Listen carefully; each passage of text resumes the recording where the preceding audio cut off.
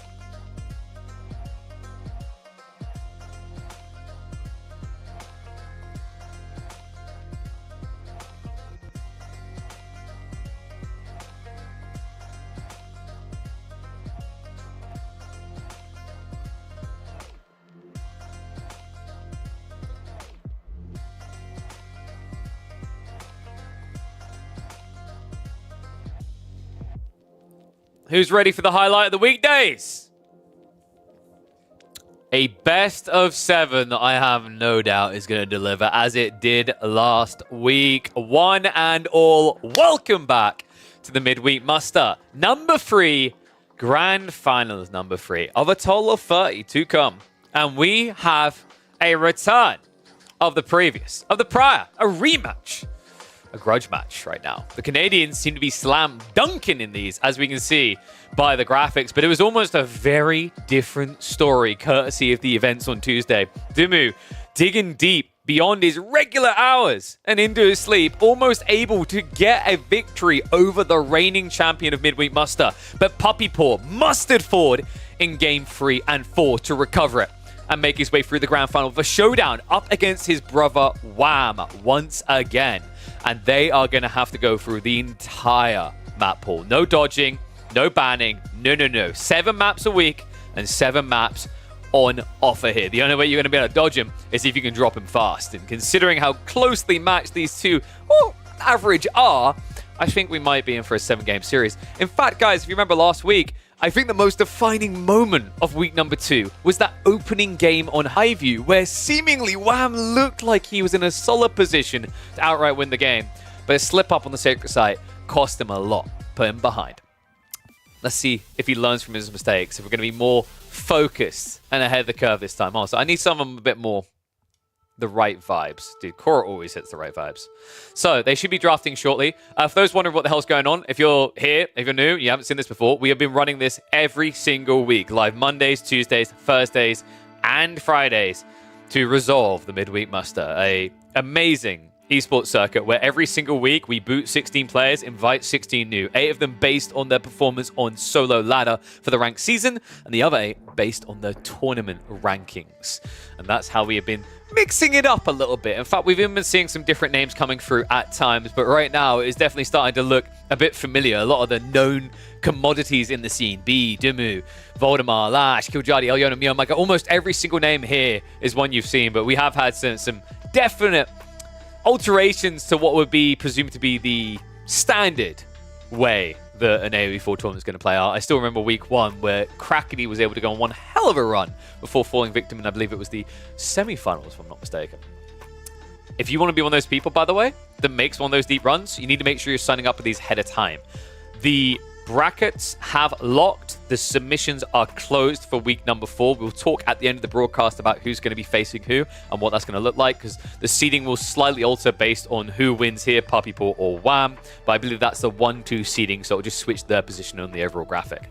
Outside that, though, we do close these every single Wednesday. So if you are an aspiring player, you need to make sure you're signed up by then. If you are a player who made it through, make sure you start scheduling your matches as soon as possible. Kickoff time is going to be 1 p.m. tomorrow, which we'll be live for to catch the first matches of the Midweek Muster. So, I think we are about to get underway with the draft. Of course, we don't need to do maps. I'm going to switch over to the scuff view, just so you guys can actually stare at it, because it's easier than me trying to do this manually while talking to you guys, because there's a lot of clicking otherwise. So we're going to have that up, and then we'll put it in the pretty draft afterwards. Best channel to sub to with all the content? Thank you. Appreciate the support. Are you going to have a show match before, like Core versus Jiggly? Oh, no. I was interested in having a show match. It just wasn't able to come together on availability. My thoughts is we maybe do like a best of 3 show match for third place before the finals each week if the players are available. So it would have been Anatan and Dim in this situation. And maybe I reach in my own pocket and put like $10 on the line for that. So winner takes $10. So there's a little bit extra there. Otherwise, like you're not gonna get like much incentive for the players to show up. And Yakimo is right. People should be buying Protein Works. You had all that time waiting before we got into this. Take advantage of that. Support Protein Works. Support us, because they've been supporting us now for half a year. And I want to make it another half a year. So the way we do that is by buying the product. That lets them know that it's a worthwhile integration. And hell, if we sell well, they up the amount they spend, which is a bigger benefit to me. It helps me make a living. But also, I put a decent chunk of what I get back into prize pooling, production, and whatnot for esports events, share matches, and things like that we run. Best of 7, did they pick the order of the maps, or is it preset? The only thing preset is going to be the first map. First map, because it's Scarguard's week, will be Scarguard. After that, loser picks the map, and we continue that process until you go through. And in terms of the picks, it's after the 4th game, we will have a bracket reset. Ready for a hot take? Oh, here we go. What's going to be cool? Next week, we got a different finals. Ooh. I don't know if that's a hot take. Dimu almost took down Puppy Paw. Vortex is also signing up. I think things are getting a little bit tighter. And map pool-wise, I believe we have something which might be a bit of a different experience. You speak about Vortex? Yeah, but you should be talking about Dimu. Don't discredit the man. Dude, he took 2 games off of Puppy Paw. Actually looked like he was going to beat him in the 4th game. I don't know, man. Dimu, someone's rising up in the old boy's belly. I could see him making the finals quite easily. So what else we got here? Series count, 11 wins, 13 losses. Yeah, so as expected, they are pretty tight. I believe it is slightly in favor of Puppy Paw, is what the statistics are based on, right? Doesn't seem that good. I think Dumu's looking pretty good at the moment, actually. Like, you know, I get where the expectation there would be. Like, Dimu is a very talented player, but he hasn't really been seen as someone's top 5 for a while, I think, it'd be fair to say. But based on what I saw this week, I was really blown away. I was like, bloody hell, actually. This guy came to play, and he played really well. So, I don't know. I've been through this before where I have times where I'm like, man, it might be Dumu's time. And we'll see if I'm wrong. I have been wrong before, but definitely looked good. Close games, wins against him. What I don't do versus Puppy Paw. I think but that's something that is highly overlooked, I think, in the AoE4 scene, which is playstyles matter, which is why I have this format where the seeding slightly shuffles your matchups potentially each week, right? Because I don't think it's indicative or true to the outcome always, in terms of if you rank above a player, because playstyles really do play into it, right? I'd say, for example, Core, you like the mid-late game a lot more than maybe like Puppy Paw does, right? I think Puppy Paw tends to lean for that mid-game, but maybe a bit more aggressive in the opening, and I think Dimu likes to kind of hold through that early phase and aim for the mid. So like if you fail that aggression, then the aggression check's going to come back to bite you, right? Vortex pretty strong. I mean, it wouldn't surprise me. He grinded all the way back up to #1, right?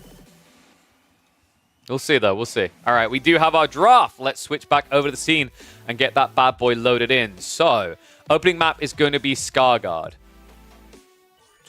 Let me double check. We are all good. Comms behind the scenes look good.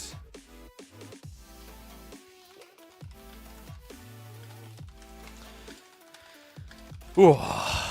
Long bloody day, guys. I've been up since 6 because I've been doing those tech conferences. One more day, and then I'm back to my degenerate sleeping in.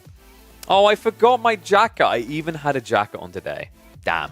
I don't look official enough. Sorry, I left it inside. All right, so let's start up the game, and we should be getting in soon. But yeah, wait, what? The draft hasn't... Why is the draft not loaded? Oh, there we go. That's been a bit weird. Apologies, folks. We have now loaded the draft. So, memefully, Order the Dragon has been picked. I don't think it's going to get picked, though. Double Chinese ban is no surprise. HRE ban is no surprise. What is a little bit surprising, the fact that HRE survived until the last ban, which, you know, means your opponent had 2 opportunities to pick it. That definitely surprises me.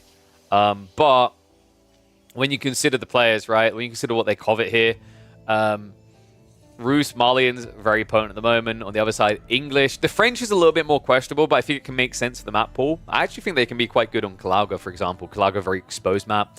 High View, they're very sufficient there.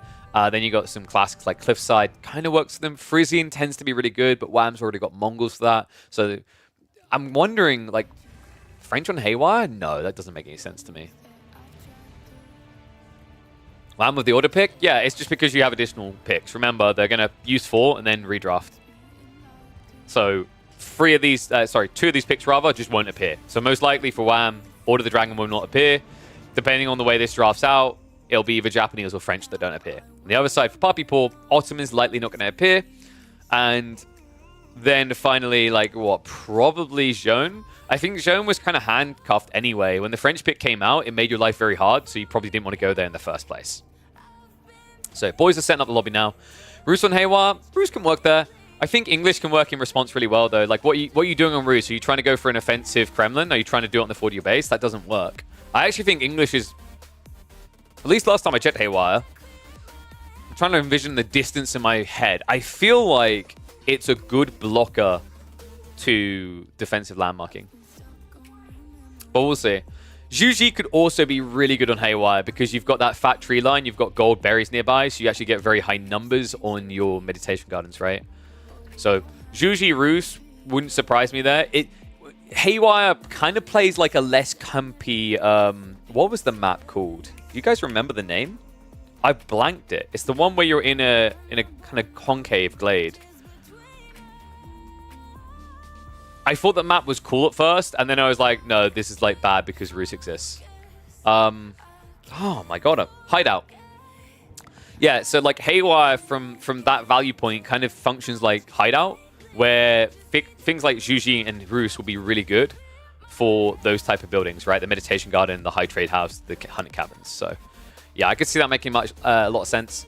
Outside that, Ib is just a really solid pick on the current map pool. There's not really many maps here you wouldn't pick Ibids on. I think Wham highly prioritized the French because of Skarsgård, actually. Because the more I look at it, it kind of feels like Puppy Paw got the best civs for Skarsgård, right? He got Rus, he got Malians. Ibids can work there, not crazy. Joan, same. Wham, on the other hand, has got what? Mongols has looked kind of hit or miss on that map. We've seen some good GG picks, but it was more the player's execution, the Civ looking great on its own.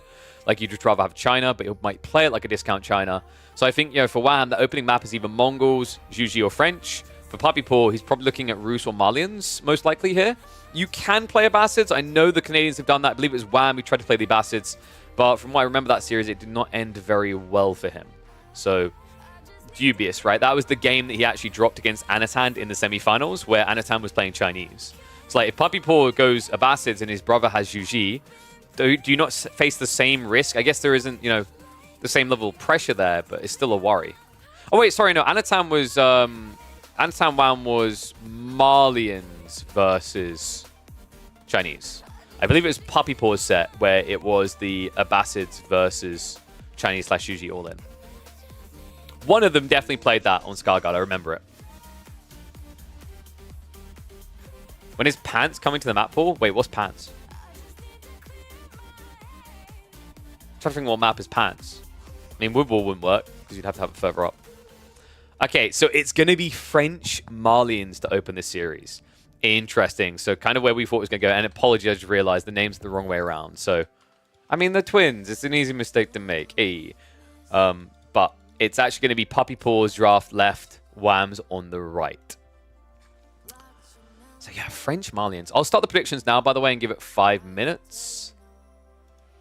I'm so generous, I'm going to do games and hope that the admin is able to keep up with that. Let's type in Puppy Paw's name, start predictions. So you have about 1.5 minutes while we're in game. This changes everything. Yeah. I'm glad I double checked that before we had predickies going. But yeah, French versus Malians on this map. Pro Scouts War, right? So typically the way Malians play this is they open with a quick stables, no Pro Scouts in a rush, because they want to block their opponent's scouts. Can they use Manso Javelins in Feudal? Do I tell them? Do I tell them?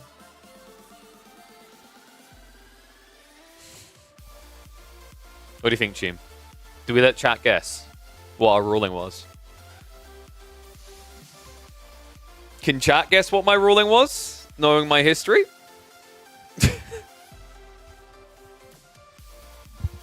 Because you got 4 bans, and 2 of them can be used before your opponent even picks a Civ. So I think what we went with is this is in the game. It is a bug, but it's not an exploit. You're not taking steps to do it. It's dirty and it needs to be hotfixed ASAP. But my worry about enforcing it, and if they want to have a gentleman's agreement, they can have a gentleman's agreement, right? Like, if you guys think gentleman's agreements are silly, trust me, that may be the case, but they literally are used in all kinds of places. Like, the Call of Duty League has gentleman's agreements. So, it's up to them if they want to go for that. But the thought process here was this is going to be very difficult to police and equal out punishment each week if we have new faces shuffling in that might not be familiar with that particular detail on the rules. So what we said is, you know, you have 2 bans, right? That doesn't mean OP picks can get through, but that means OP picks can get through on both sides, right? Because, like, you know, if, for example, you both have to ban Malians, leave Rus, HRE, like, you know, English, Byzantines, Delhi, like, there's a bunch in there that come to mind that will just slip through, right? So it's a different drafting dynamic. So we decided to say it's genuinely up to the players. It's within the confines of the game. I don't like having to add additional rules in general. I think it just gets really silly really fast. I find it dumb to this day that 3 years after launch and 2.5 years after a decision was made that you should not be allowed to build stone walls in Age 2, for some reason, stone walls have never been moved to Age 3. Right? Is Feudal Poison Javelins a bug? Well, this is the thing. In a way, you could say it's a bug because there was nothing in the notes. So clearly, for those who don't know, the way this works is basically you can actually enable Mansa Javelineers in Feudal Age from an archer range. But it's clearly a bug, but it's also such a simplistic bug that we were like, let's just let it play out and see how things go. It seems like it's probably OP, granted. But once again, it will just alter the ban priority, right? It's like players should be banning Malians then. Or fearing the wrath. How do you do it? So I haven't tested myself. I saw someone do it. You literally just click on an archer range and it's there. So like it's a big oversight. Basically, I can tell you what clearly happened. Is they have that change, right? Where there was a bug where Xbox users couldn't enable it. Well, clearly, whatever option they toggled or altered so that Xbox users could enable it had the unintended side effect of enabling it an age early, right? So, this is kind of silly, but it is what it is. All right. For the third time, I'm going to attempt to just click caster mode. Let's go. All right. Fandappy bloody dozy. I think we're away at the races. Someone put the Deja Vu song on. We're back! One and all, welcome back to the channel. Welcome back to the Midweek Muster Grand Finals number 3 between the Canadian bros once again. And opening this in the green, playing as the French, we have got Puppy Paw. Across from him, his bro, looking for revenge and an opportunity to reclaim his title here after losing it in week number 2. And he will be on the Malians in the purple. Map to open up is going to be Scarguard. As always with week number 3, our default map to kick this off, and 7 maps in total in this series means we might get a full roster of maps. In fact, last week, the definitive moment was actually in game 1 when the ball got dropped at the very last second in a game that looked like it was going to be a victory for one of the twins. That heavily impacted everything. It changed the flow and led to a quicker resolution of the series than expected. Let's see if they've learned from the mistakes. Let's see if they can get us 7 games, because statistically, on paper, these two are pretty much neck and neck. About 48% win rate, I believe it was, for Wham. So Puppy Paw with a slight edge there. But there's barely anything between them. When these two get in a series, you're never sure who will walk out alive. French versus Malians as an opener is an interesting one, though. This is going to be a highly focused pro scouts game. Both sides have access to those scouts in a very efficient way. For the French, it's the fact that they have a school of cavalry that immediately allows them to build into scouts. It's the fact that they also are able to get their hands on the cheaper pro scouts. And on the other side, for Wham, over time with the passive gold generation of the pit mines, the Mansa, he can easily afford pro scouts. But the other important detail is the scouts in warrior scout form. That's a really powerful element, guys, because pro scouts will eventually give you food, but your priority typically when you play Malians here is you're not looking to rush pro scouts, you're looking to rush the stables so that you can get scouts out to deny your opponents. Because the reality check here is that the French should almost always be quicker at getting their pro scouts than you. One, due to the cost of both the research and the mill, because it's only 25 wood for them. But 2, also because their tech timing should be very competitive, right? On top of that, you have to remember that this is a civ that ends up with about 0.6 more villages on average than a standard civ in Dark Age when they begin to tech up. How are you guys voting? Let's have a look. 28k to 23k, so pretty tight here. A mirror matchup. Should we just have like a show match between the Canadians where they actually have to mirror match up every single civ? 16 games, $5 a piece. 16 games, $2.5 a piece. That seems more reasonable to me. I don't mind that idea, actually. We had something cool like that before. I believe it was... Do you guys remember there was the show match between Puppy Paw and Anatan where they had to play all 16 civs, right? That was a really intriguing one. Anatan done really well on that. I believe he got 8 of the total games. No, I think 6, which is really impressive considering this was peak Puppy Paw. So, School of Cavalry coming in a little bit delayed here. Wham actually pulled a 5th villager on just to get the edge. And we do have the mill. Okay, wait, is he actually going to do pro scouts first? Interesting, because I think Wham was one of the players on Malians that went the other route, where you open stables first and then do pro scouts delayed.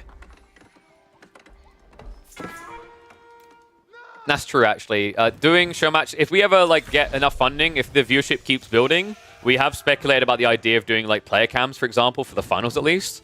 But I will be able to just save myself a ball ache with the twins, because I can just basically duplicate one of the cameras.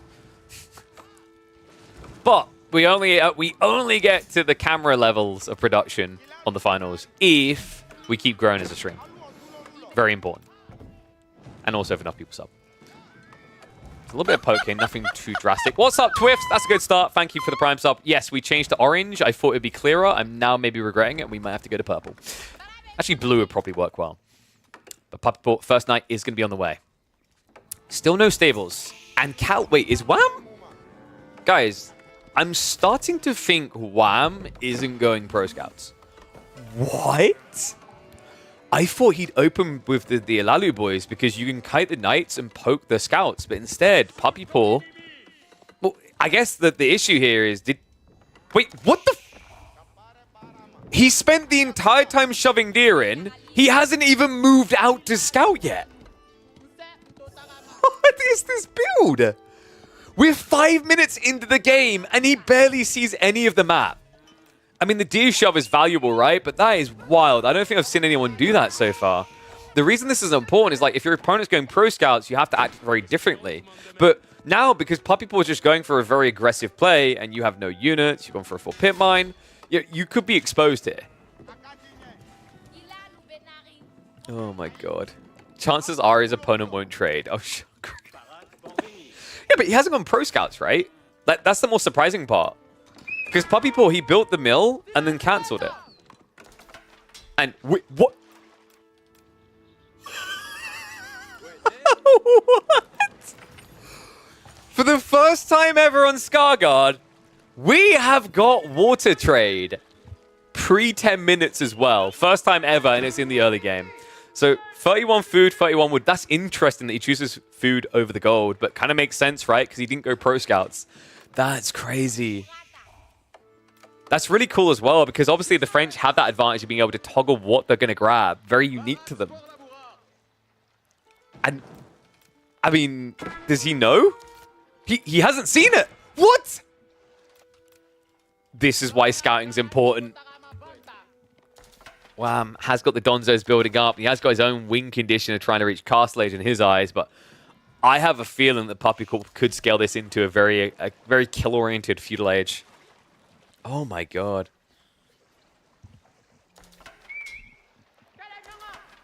I mean, we've only got 3 traders so far.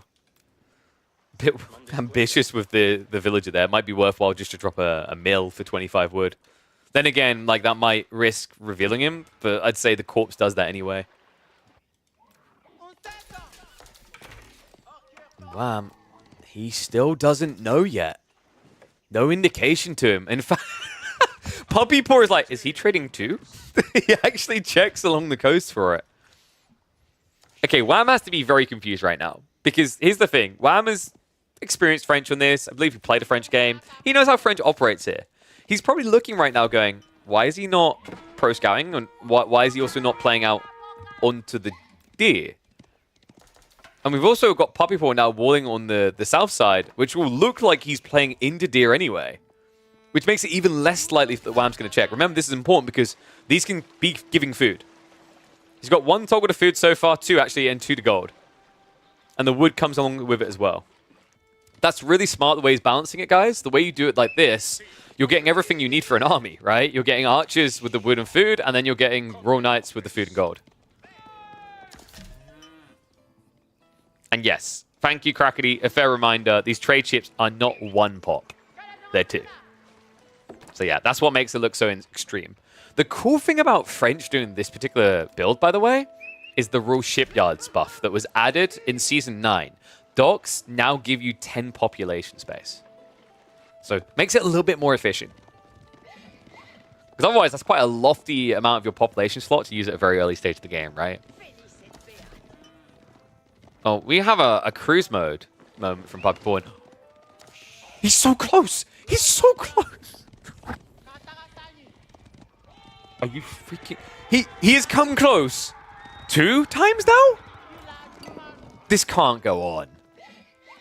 I mean, his army is marching up, but you know, if he knew, he'd just sit here and block it, right? And then force a terrible trade route on his brother. Steph right now, Puppy Paw gets to have his cake and eat it. And the army is building fast. 5 knights, 12 archers, Wham prepping the javelin response here. Wolves going up behind, so you can safely keep gathering the gold. We did not have... Oh, wait. Pause that. We have a lot of ranchers coming. All right, Wham's timing isn't looking too bad here. The question mark is, has Puppy Paw found his quick enough? It kind of feels like on this distance he needs a bit more time. He's up to 6 trade ships right now. Army size isn't too bad. Army value will be a lot better for him, but this isn't an army size that's going to break into the base. Wow, looking to get some more walls up here. So he's trying to just minimize the angles of approach. Although Puppypaw has found one right into the base. Triple Donzo to try and defend. Through the javelins, the initial brace, good enough to get the villagers away, but will cost him the spearman. Puppypaw, did he not already get Chivalry? Yeah, he did. So these boys are going to start healing. And the javelins are not poisoned. Yeah. I mean, it might be a bug, but you can't really call it an exploit when it's literally sitting in the UI.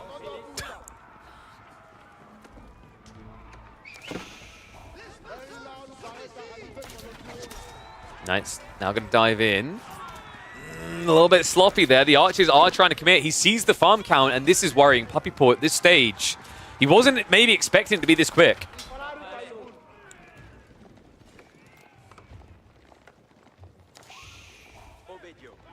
Exploit is extreme. Bug is correct. I would not, like, you need to look up, like exploit within a gaming sphere. It's literally just sitting there on the UI. It's a giant cock-up on the dev side, but I wouldn't call this an exploit. If you had to, like, and then press X, Y, Y, Y, Y, X, and you had to overload the UI pressing X to force it, then yes, I'd agree it's an exploit.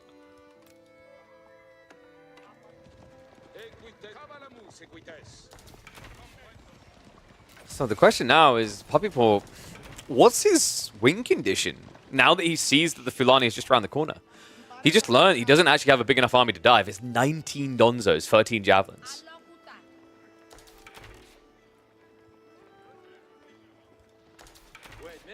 Alright, we'll talk about this afterwards, Crackety. I'm not taking away from their glory, but there is a difference. And like I've said this before, right? There's a very obvious line between bugs and exploits in my eyes. And my take on this is like just freaking honestly just ban Malians if it's that big of a problem.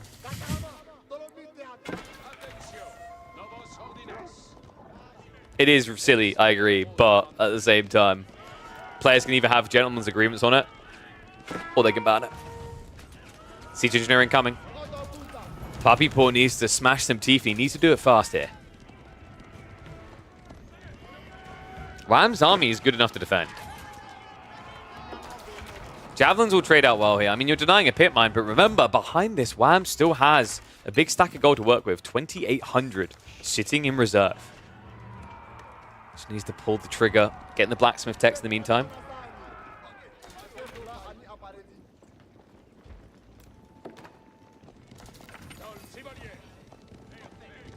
Puppypaw, I think he's going to have to go Castle Age. I don't see any way he breaks the base like this. This is ridiculous.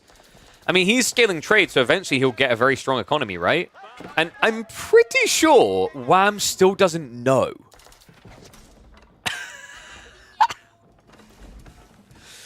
And Grand Fulani now on the way. So Puppypaw has got to be expecting this. He's going to have to look to buy up himself. He's got 12 knights to work with. It's not bad. The good news is his opponent should be rushing out of the base, right?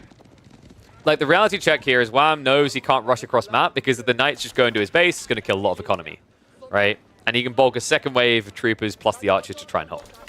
So you're probably going to see Wham just hold back until he builds a few sofas. And even more so because, well, his brother should be weak as, right? Like, there's no way a normal French player will be able to be far enough ahead. You know he didn't go for 2 TC. Likely didn't. Doesn't know he went trade, though. Puppypaw could extend the trade to an outer island. Would it add much, though, I'm wondering?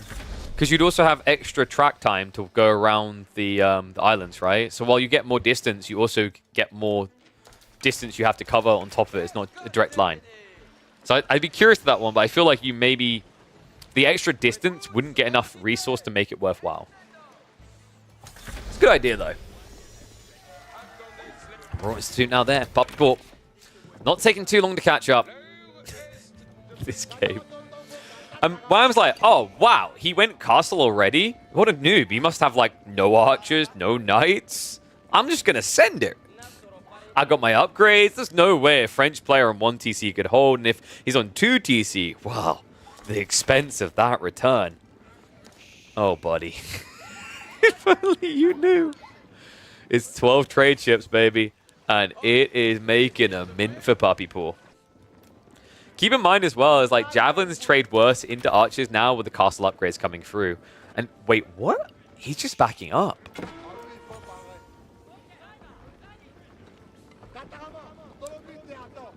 I think he's a little bit paranoid that Night Raid's going to be coming in. Oh.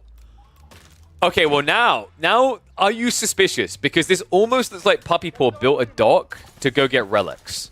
So I'm wondering if Wham, he's like, oh wow, okay, he's being greedy. He's going for relics too early. I'm just going to send it into the face of a Mango now. Big hit.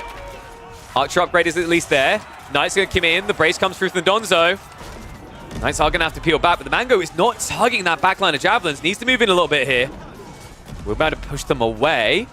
And the Donzo's basically erased here. Puppy Paw's patience pays off. Big advantage here. Wham, down to just 5 Donzos. That Mango in the choke point, the outpost giving the vision, making a humongous difference in that engagement. And the Donzo's just being forced to commit, right? Because at that stage, you can't really hang back.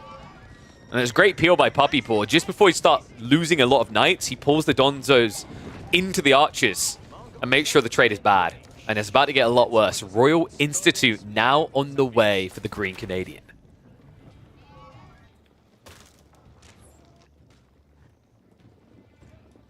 So, ironically, Wham is not the one trading in this game. Just hit me after 16 minutes of it. Kind of wish there was a third person in the lobby to tell you here. Galley is going to shuffle away before the Javelins can do anything about it. So map control looking good. Puppy Paw actually could go for the relics now. 2 minutes of ads in the middle of a game. Damn, if only there was a way to stop Twitch giving you ads. I can't think of anything that someone with a crown next to their name could do. Report me to the authorities. That must be the only option. Or report Puppy Paw for this outrageous trading.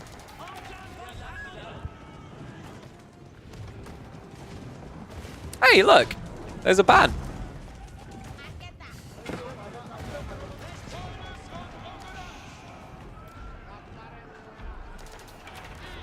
Oh, Wham. Gonna have a hard hold ahead of him. Double Mango, and he doesn't actually have an answer right now. Mangoes usually look kind of memey, but I've got to give it to him. I think the Canadians in particular have been looking really solid in the way they've been utilizing these. Had that incredible game between Puppy Paw and Dumu on Cliffside yesterday is a pristine example. And ironically, this man's at it again. These two historically hating Siege. Always acting like it's a necessity. And Wham, well, he's going to have to join in on that necessity. Trying to get into the Mangoes himself, but on a delay here. It's going to be a dive underneath the TC. That means that the town center can target this down. One Mango is about to splinter, but you've built your own mangonels into a line full of Knights here. Villagers having to shuffle away. Look at the idle time there. About 40 villagers running for their lives. The Mango. Oh, wait, that's hitting the villagers. Yeah, panic and run the other way. That's also Archers now hitting onto the eco. He's looking for the big splosh, but he didn't lead his target there. Missed opportunity to get them all down to 1 HP. However, the Knights are going to feast upon the unarmed. Wham, trying to run away, but the body blocks come in. Good start step from Puppy Paw, and he has to A-click with the villagers. This is over. There's no coming back from this. Trade or no trade. 95 eco to 26. And when Wham hits the GG and pans all the way across to the neutral trade post, everything in this game will become abundantly clear. What really happened, what really caused his downfall. Incredible. What a sly game by Puppy Paw. Well, Knights are going to keep on pressuring because at this stage, why run away? Exhaust your opponent, make sure there's no counterattack coming. And wow, it means that this series on score is going to begin the way last week did. Of course, the beginning of that series, very different from a game perspective, you could argue. But in that game, it was a one mistake that really cost him dearly. And you could argue in this game too, it was one mistake. Not scouting every single ounce of land gets him the loss. What a cool build. What do you guys think about this? Would anyone else have thought of doing trade like this on Scarguard? It is the first time we've seen it, and we've seen plenty of this map so far. Would you have had the big brain like Puppy Paws? If you think so, let me know down below in the comments, and maybe you should sign up to the next Midweek Muster. Damn, that was really cool. That was really cool. Unlike that douchebag in the chat earlier who was really rude. And yeah, by the way, we actually ran ads before we began the stream to try and minimize any ad issues. So we do actually try to do that. For example, I believe actually the auto system just kicked an ad in. So I can't do it right now. But if we have time, I actually do run ads. So yeah, go back to where you came from, bud. What's up, Voldy? How's it going, boo? You having a good day? All right, so let's give the map one win. That was French de Francais versus Malians. And that is going to be a win for the left. Ooh, where do you go now? Can't please everyone. Don't aim to. Sometimes I just feel like people come into molds so they can go back to where they really want to be. You know what I mean? He's on YouTube as well. Well, is he moaning about YouTube ads as well? Which I bet he is. How can Marlene outboom trade? Okay, hear me out. Hear me out. You build the dock and you trade as well. Boom. Wait, I can't remember. Do the outposts work with Marlene trade boats? I can't remember because we never see it. Yeah, you just double trade. You trade into his trade. You trade the trader. I mean, like, it sounds almost OP if you could actually toll your trade boats, but at the same time, think how difficult that is to do consistently, right? Depends on the map, I guess. But anyway, opening win for Puppy Paw. Let's get Predickies ready for the next one. How long we got? Oh, we're straight in. So we'll have to make that a 2-minute prediction window.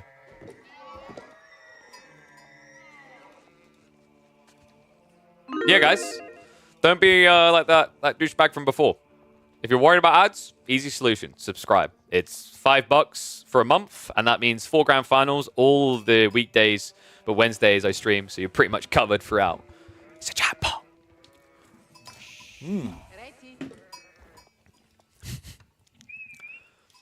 We done it. The meme map made it in. One and all, welcome back to the channel, and welcome back to the grand finals, number 3 of the midweek muster. Order of the Dented make an appearance here on Haywire. Now, guys, the funny part is both of these Canadian boys have been very vocal. I think Wham in particular was very vocal that he wanted to see more ladder maps in the midweek musters. So, I obliged. This is Haywire. A very intriguing map, and one that a lot of people have been speculating Roos for this reason. Hunting cabins galore. Oh my dear God. 53 right there. And thank you, always cursing. Yeah, remember, guys, don't give Bezos the money, give me the money. I mean, Wham definitely don't need the money. Not with 53 trees on one hunting cabin. Good Lord, what, 32 gold per hunting cabin? I mean, these guys like doing hunting cabins on non-meme maps. They'll do it on, for example, Highview, where you get reasonable numbers, but it's arguable whether you do it. I've seen them do it on maps like Socotra as well. On the other side, though, I'm curious, what is Puppy Paw's thought process here? Is this just a throwaway civ? Because the thing that has me a bit curious is he also has a pretty good civ for this type of map, and that would be Juji. He could have picked Juji and got a decent meditation garden, but in fairness, it would have been RNG. Unfortunately, look at his spawn and then look at Wham's, right? If you got Wham's spawn, you could probably meditation garden like here, clip the gold and get about like 60 wood. Or you can go here, probably get about 25 wood, the berries, and the gold, right? But I imagine Puppy Paw has to be thinking about, what, a men-at-arms rush here with mine work? You think he goes Burgrave? Ah, that's pretty bold, though. I guess you can't crack him early because Wham should be doing a Kremlin. But the question is it going to be a memeful Kremlin? Whoa, we're getting close to the base.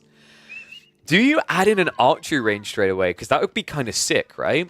I actually think Puppy Paw could hold with his own archery range. You just build a few archers and they outrange normal ones, right? So you poke him away.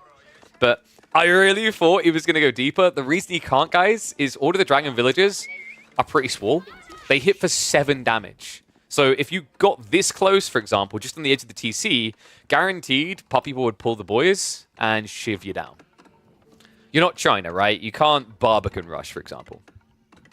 Was he denied with the Kremlin? Access across the center. So if this was going to be one of those men-at-arms rush builds, you can't really rush down the center now, right? You have to go around the flanks. But this could also just be seen as a staging point. I think Wham's goal here is probably going to build into archer ranges.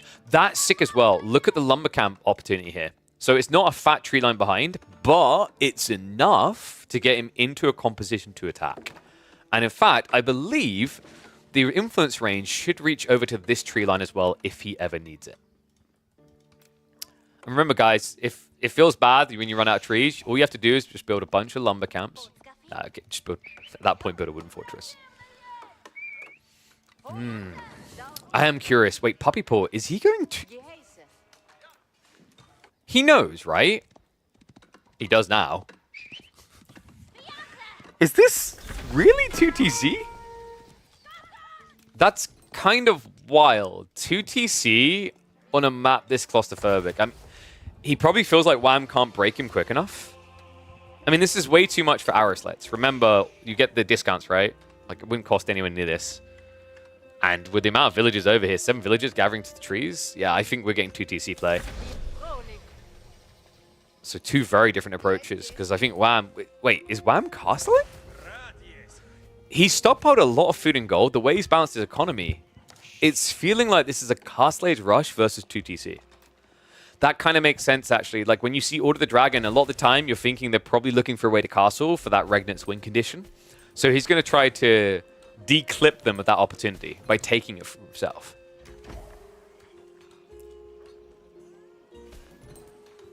And what are you... Whoa, why are you molding about the colors? They're brothers. The twins. They have to be... Yeah, I don't know, actually. Why did Puppy Paw change from green?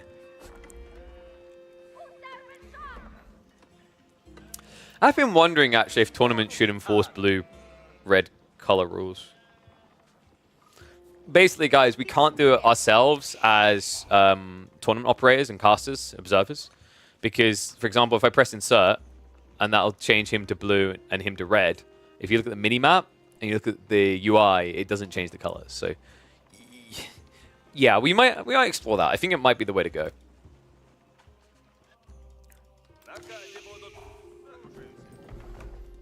That's boring. The colors aren't that hard to distinguish. I mean, sure, for someone who's not, like, colorblind, right?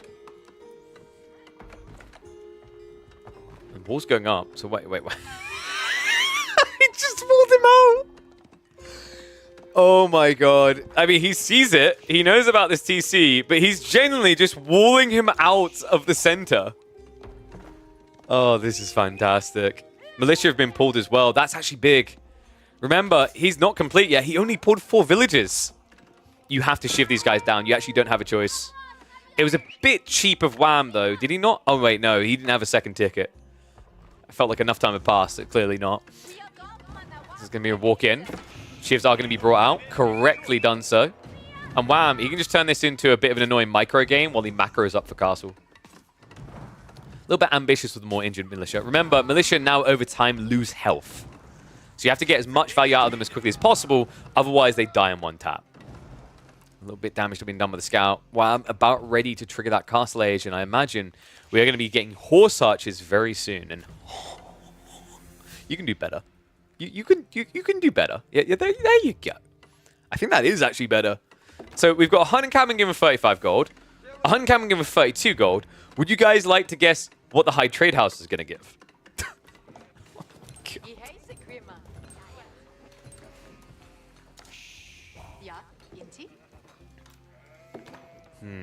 Stables drop coming in from Puppy Paw. I mean, if he's worried about horse archers, it makes sense, right? But Wham realistically could also just go for knights now. This is the thing. Once you see that your opponent has done that, and no, the overlap does not hurt the high trade house. About 5 or 6 patches ago, I believe it was actually, they made a change so that high trade house isn't impacted by hunting cabins at all. So it operates separately. Well, there's definitely going to be no moving your economy out in the flanks. This also means there's no fast castle rush into a relic grab for Puppy Paw, because there's only going to be one relic possible unless he builds the Regnants outside.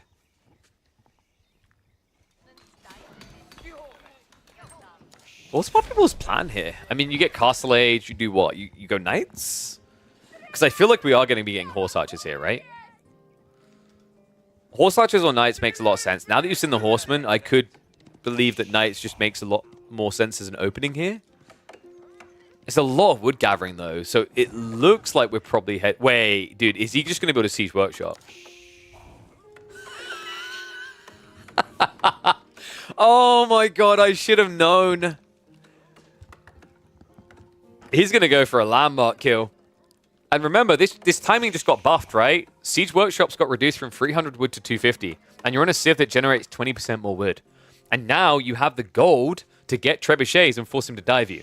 108 trees. 108! So that's going to be 240. Actually, 239 or 238. Good God. 239 gold. 40 gold now on the hunting cabin, 36 on this one. So right now, he is generating about 320 gold in passive resources. And he's already shifted his economy out to the deer. There's a lot of deer on this map, guys. In case you didn't notice, the outside is littered with them. Regnitz is now on the way, though, so Puppypaw isn't dead yet, folks. You can't landmark snipe him. Not easily, anyway, if it's this far away. Springles are still trash. Well, no, so to kind of address the change, so those that didn't see the change, Springles basically got, I believe it was a 1 damage buff or a 2 damage buff. I think it's 1. What the devs are trying to do is gradually buff them up, which I'm fine with, right? Usually, if something's not used at all, I believe in these drastic buffs to get it used. But it isn't used. Like, it isn't used now, but it was used all the time before. So, like, I'm okay with Springles having a bit of a timey outie for a while, and what is going on in this game?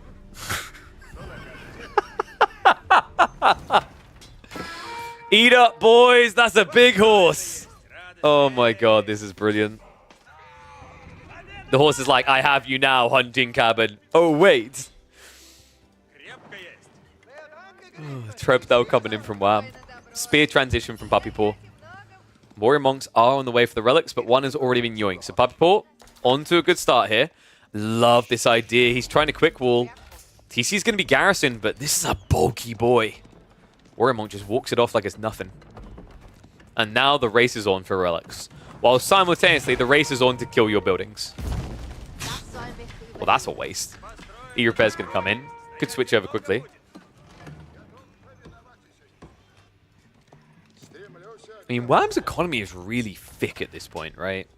Because all that gold gem we talked about, like 320 extra gold, it's kind of like having 8 extra villages, roughly. It's very powerful at this stage for him against 2 TC. And now that he's getting this timing into relics as well, it's going to allow him to compete quite nicely, especially when you consider the remaining relics on the north side of the map. Puppypaw never scouted them. Oh boy. This is going to take a while. At least the predate's kind of semi-zoomy. I think neither of them actually... Wait, no, it's even better for Wham. He actually knows where the relics are. So he's pulling north side to bring it back in safely. When he comes there, he's going to end up scouting this relic anyway. So this is going to be a 4-1 relic split. Good lord.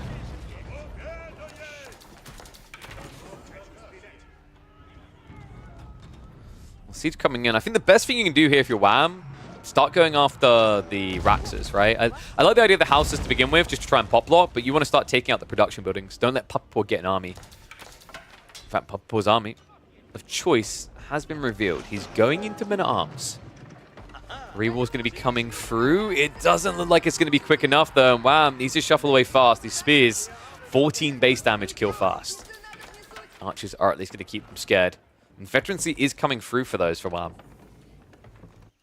Alright, 1's if you think Wham's going to win this, 2's if you think Puppypaw's going to take it.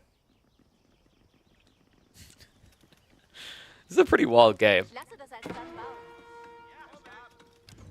I mean, people call these sort of things meme maps. Like, yeah, I kind of get where you come from the meme map angle, but this is also very intriguing the way it's playing out.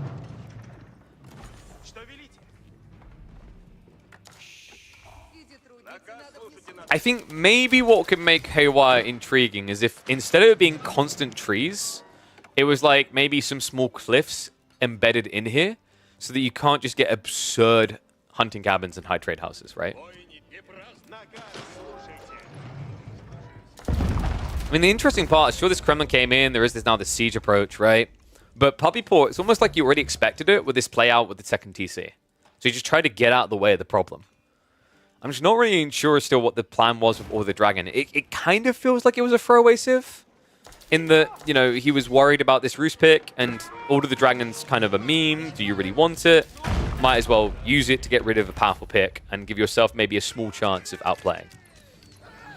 Diver's going to come in. Wow, I'm a little bit ambitious there. We're up to 3 trebuchets. This issue does have to be answered soon.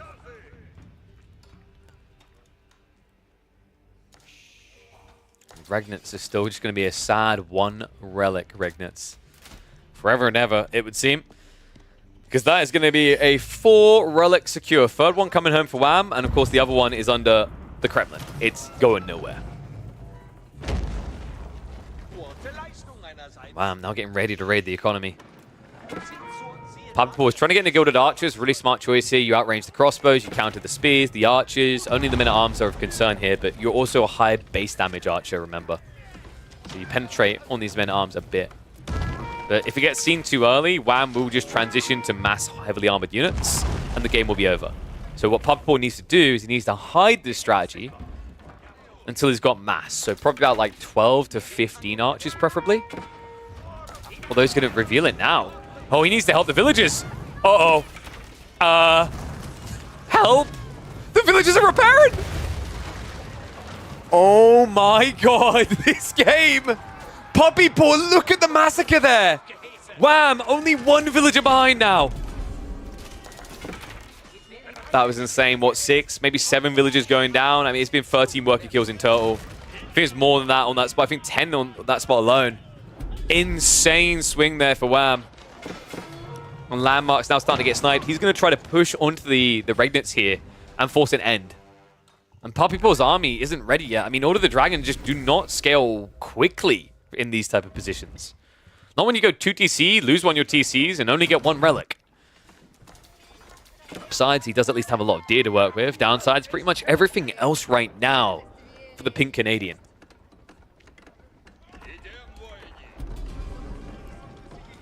Wow, gotta be loving life at this stage. So much passive income. We said it's 320 before. Now you add in the 4 extra relics, or at least it should be the 4th soon. Those are worth 80 each, right? So now you're up to 640 passive gold. It's like you are the one with the Regnitz. More hunting cabins as well, because why not? I mean, I'm surprised he didn't build more like down here. That's a nice little slot right there. There's another slot up here. I mean, if you control the center like this as Roost, you can make so much passive gold. It's another 51, so that's going to be, what, 40 more gold? Probably 39. Papapour. Oh, good news for him is his brother is building an outpost here. So the 3 rams will finally have a use. Maybe. Possibly. Probably not. Other problem here is the mangoes. You've just built Gilded Archers into crossbows. Like, you're building an entirely ranged army. In theory, you can kind of kill mangoes off. But this is the thing. I actually think the change to the mangonels buff them against gilded units in particular. You have a smaller AoE, but you hit very hard in that AoE. That means you're better against smaller armies, of which Order of the Dragon, no matter what they try to do, will always be. Oh my god. Well, this is over. He's got the E-repairs coming, but there's no denying that. Double mango, 5 trebuchets. We say good day, sir. Gilded Archers trying to make their last stand here, but the mangoes feel unbeatable. And with E-repairs out and him out of works, we are going to draw the series 1-1. There's still potentially 5 games ahead of us. And we might still have a meme or 2 up our sleeves. If you want to find out, you just have to watch the next one. Make sure you subscribe to the channel. Comment down below. What do you think of Haywire? What do you think it needs to change? Is it the cliff thing I talked about to make it a little bit less memeful? Maybe in the center of the 2 players, there's a forest so that you have to walk north and south first. I think that might fix some of the memeful elements of this map. I mean, you'd hope they want to change it, right? Considering that it is in the map pool. But yeah, let me know down below. I'll catch you all in the next chapter. Oh, man. Change nothing that's best. So my only issue is, like, I think the defensive landmark play is a bit too good because it's a bit too efficient. It's like, maybe, for example, you know where it had the small clusters of trees? If you connected across there, you know what I mean? With a thin tree line. right? I think that would be a reasonable change. All right, so game 2. Funnily enough, I have the maps in the right order. It's going to be a win for the Roost, but it really felt like a throwaway civ. I don't really know what the grand plan was there, but I think we'll get ready for the next game. Open the forest behind everyone's base. Yeah, what, like just have an extra routes, have 4 in total. That could work too. But I think like the rush route is maybe a bit too strong. It's still strong if you put that small tree line that I'm talking about, right? But I think it's a bit more curbed so that defensive landmarks aren't toxic. This is going to be a win for Wham. All right, we're a minute out from live. I will get predictions ready for you guys.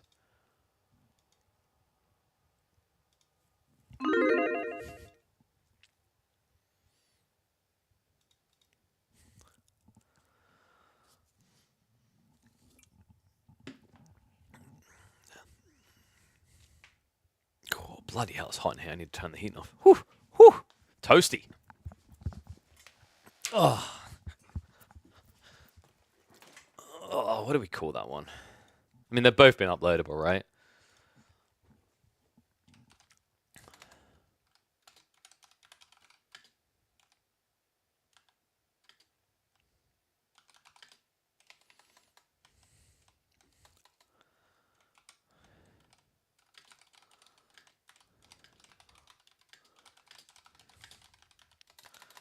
Going to...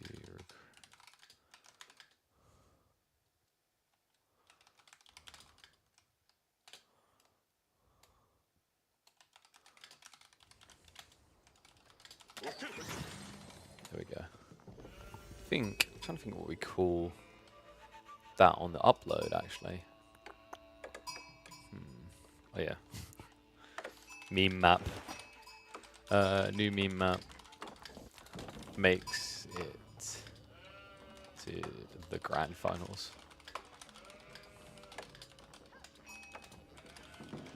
There we go. All right, let's get ready to go.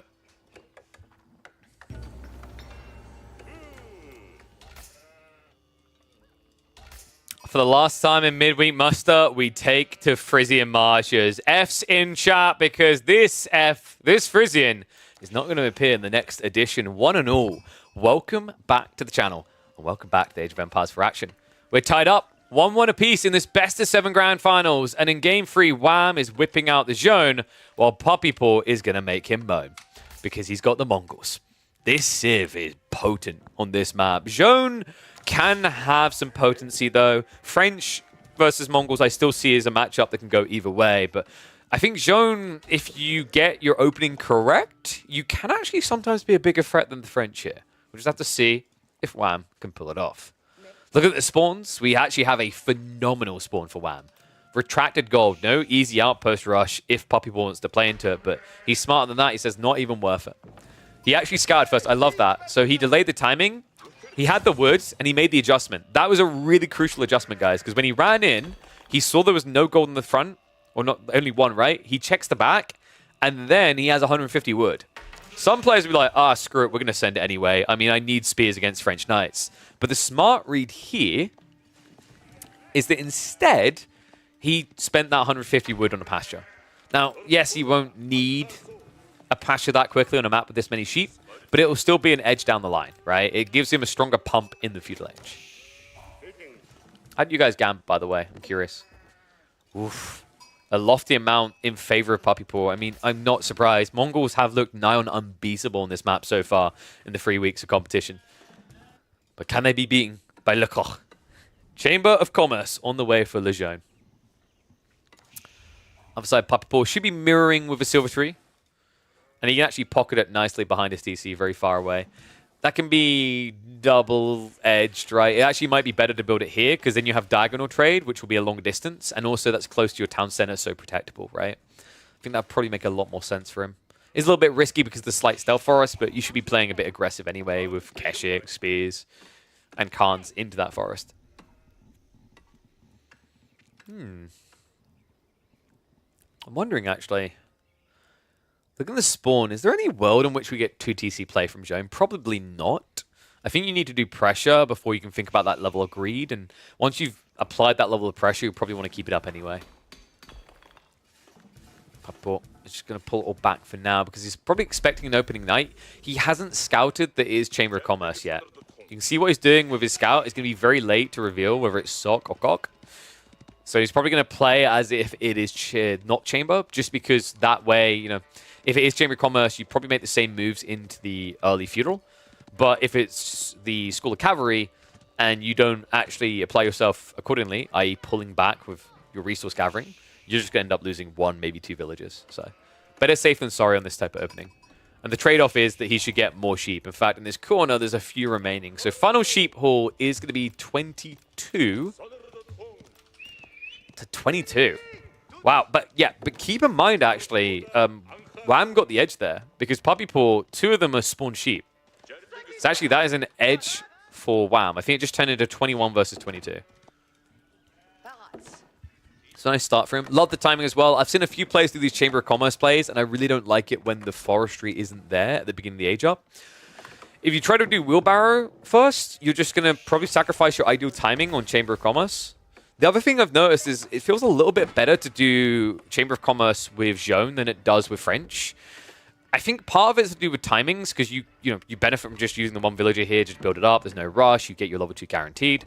But that also brings a beautiful trade-off, which is once you tech up, you're immediately edging towards replacing the lost villager, right? In just 15 seconds, after losing Joan, you will gain a trader. So it brings you back into balance, because this has always been a bit of a conundrum with Joan in her early game, is once she gets committed into the level 2, you've essentially lost an economy unit, an early phase. I mean, we're talking 20 eco, so you end up losing 5% of your economy at this stage.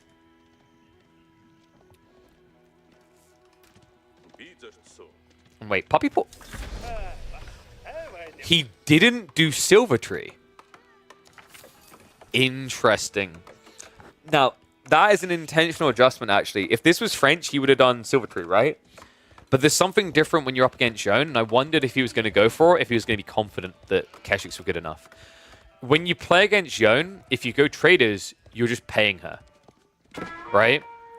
Because the traders, at some point, are going to get intercepted, and Joan will get a lot of XP for that. I think it's like 12, right? So very lofty amount of XP going away.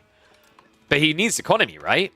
So instead, Puppy Paw, for the second time in this tournament, second series since the patch and the buff to TCs, he's 2 for 2 trying to do the Mongol TC bin. Last time he tried this against French, not Joan, but French, was in the Dumu set, and it did not end well for him. Let's see if this goes any better.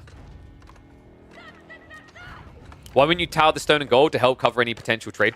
Delays your timing. Delays your time drastically, and also the 2 golds are so far apart, your opponent will grab something anyway, right? So, like, you could outpost here, but if you want to outpost both of these, you're so close, Wham is going to rush down the outposts. And if you do one outpost here, you have to come back and do another one here. At which point, your opponent could easily be feudal age and just killing you, right? And yeah, ironically, Mongols are getting tower rushed in this game. I love that, though. Notice he keeps the zone near this because that's going to buff the build speed by 33%. It's a really smart play there. It means you get the outpost up in 40 seconds instead of having to wait a whole minute. That is a huge difference. That puts you faster than old-school Mongol outpost rush timings. Bigger problem as well is you're in a matchup where sometimes you like to go Keshiks to kind of raid trade. Now you can't. Your gold's blocked, right? I mean, actually, in the current state of things, Puppy Paw... Wait, is he building a 3rd TC? Crackety. Crackety, what have you done? Crackety was just a year ahead of the meta. It's free TC! What? What am I watching right now? Oh my god.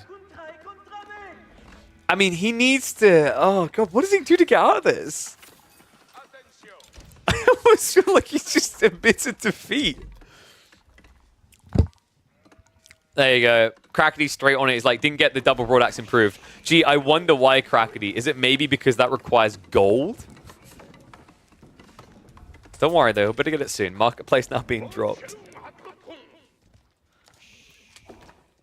Khan has noticed the trade. It's up to 7 so far. Yeah, good luck sticking on it, though. One horseman coming out to address that. And we have a forward archery range, folks. Wham doesn't want this to be a long one. Oh my god, this is incredible. Rat's getting added in now by Puppy Paw, so he had to sell probably wood in this situation. He could have went for selling food, to be honest, to buy the gold necessary to get the spear upgrade. However, what he really needs here is archers. Because Wham is getting his own. And if you go archer and archer, you can at least trade the distance and come out ahead. Obviously, you can't play Keshik. Oh my god. Objectively speaking, it's very hard for Wham to do something. I mean, that is true, but also at the same time, just add another marketplace and get better economy. Because now you're just getting loads and loads of gold. You can have food instead if you want, wood instead. And your opponent is exhausting his safe resources very quickly. Right? He's up to 45 economy already. Great, in theory, until you remember that he's now spending a lofty 450 food per minute on building things that eat all the safe resources he has, which are limited, even quicker. The coming minutes, the only thing you'll be able to do is build pastures to gather food.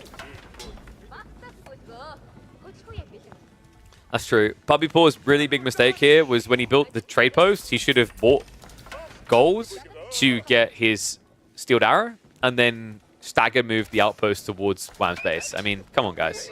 Rookie mistake, really.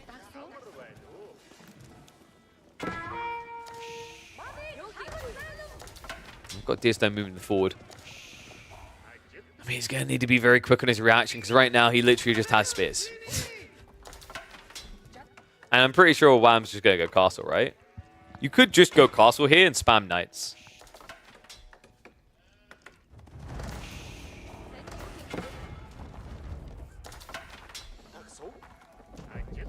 Wait, what? He's adding in state... Well, I guess, actually, yeah, in fairness, he can afford horsemen, right? And he can just about... Wow, he actually min-maxed this. He can just about afford the horseman upgrade to make them real units. Oh my god. Oh wait, Puppy Paw. Yeah, you're right. He actually just removed the stealth forest with that play. Sometimes I do wonder if that behavior is actually intended. What's the trade count looking like for Wham? I mean, he's falling behind a bit, right? 14 so far. But those traders are going to be really efficient for what they give, right? 74 gold each way. Fishing as well, so Wham's also being extra efficient. I know, terrible. In that regard, right? Compared to Puppy Paw, who's been gathering on sheep, gathering on berries. Which are about to run out, right? No, dude, he's still at 17. It's kind of wild. I think a lot of them are injured, though, because they've been clubbed down, right? So let's say probably close to, like, 12 sheep. But he has got double pasture on the Uvu, so he's producing very quickly. Wham. Guildhall coming behind this. I mean, makes sense, right? It would feel really weird to just with 5 knights at 11 minutes go for the Royal Institute here. Probably a lot better just to set yourself up for a late game pivot if your brother refuses to come out. Which, looking at this, it's very likely he's going to refuse to ever come out. I also love all these full production buildings from Wham. I mean, realistically, your base is more likely to be scouted than here, right? So triple racks hidden in the shroud. What is this game? The amount of people who would have gambled on this one with a clear idea in mind, and then they just get this.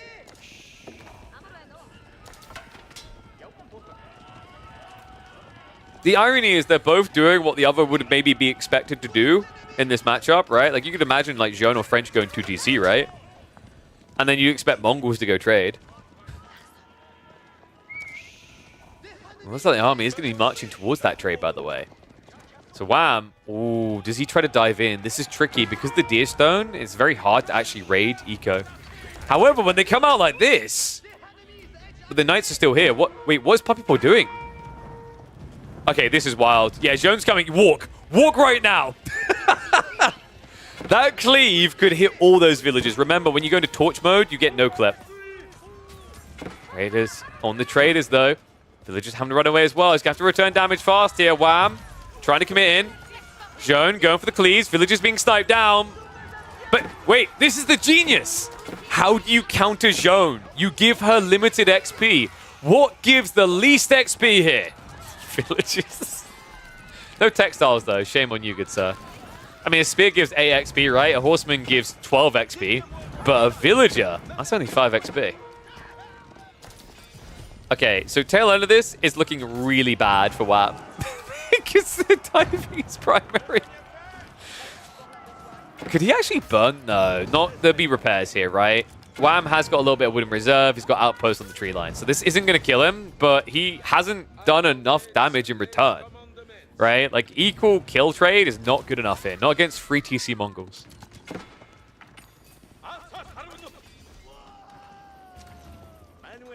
Spearmen are going to find the gold as well, so WAM.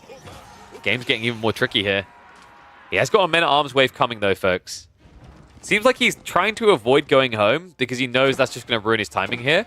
He wants to dive in with these chunky men-at-arms with range 2 upgrade and ruin Puppy Paw's economy. I mean, the timing makes sense, right? But he needs to be fast about this. He's taking a heavy hit in the meantime. Puppy Paw, did he get seen there? I think surely he got seen.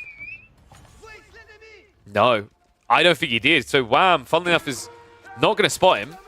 The knight is looking. Maybe? I feel like he should see it. And those traders are making up for lost time, guys. Why get 71 resources when you can get 127? They found a new outlook on life. However, Puppy Paw also sees them. Starting to march in now. I mean, the problem is Puppy Paw is not really producing army. And the men-at-arms are a problem here, guys. Trader's List going to get blocked, but the dive is coming in now. And Puppy Paw needs this real estate for pastures. Looks like he's going to get put out to pasture, though. The boys are ready to dive. These TCs, they only do 1 damage per arrow shot. Meantime, backstab does come in, but it's into men-at-arms. Not ideal.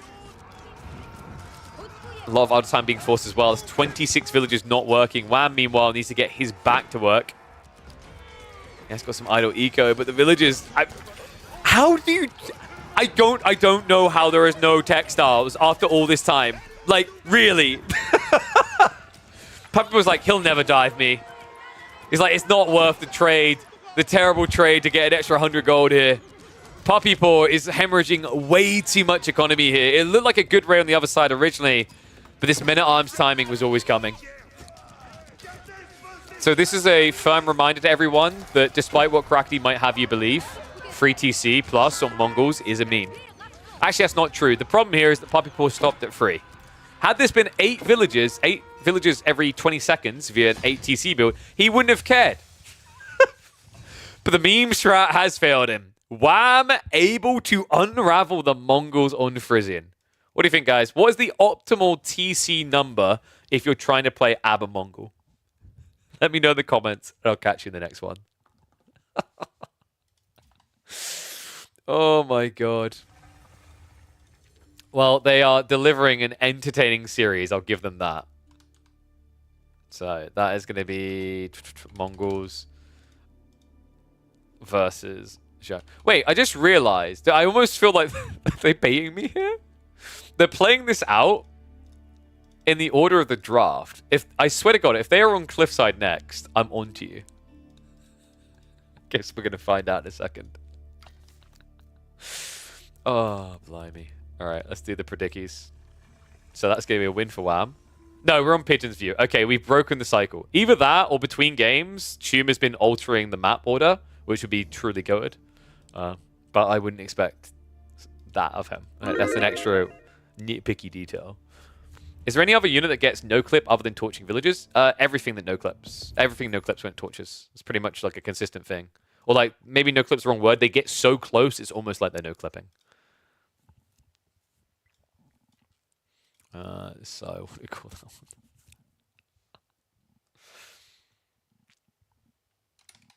Mongols are the new Abbasids.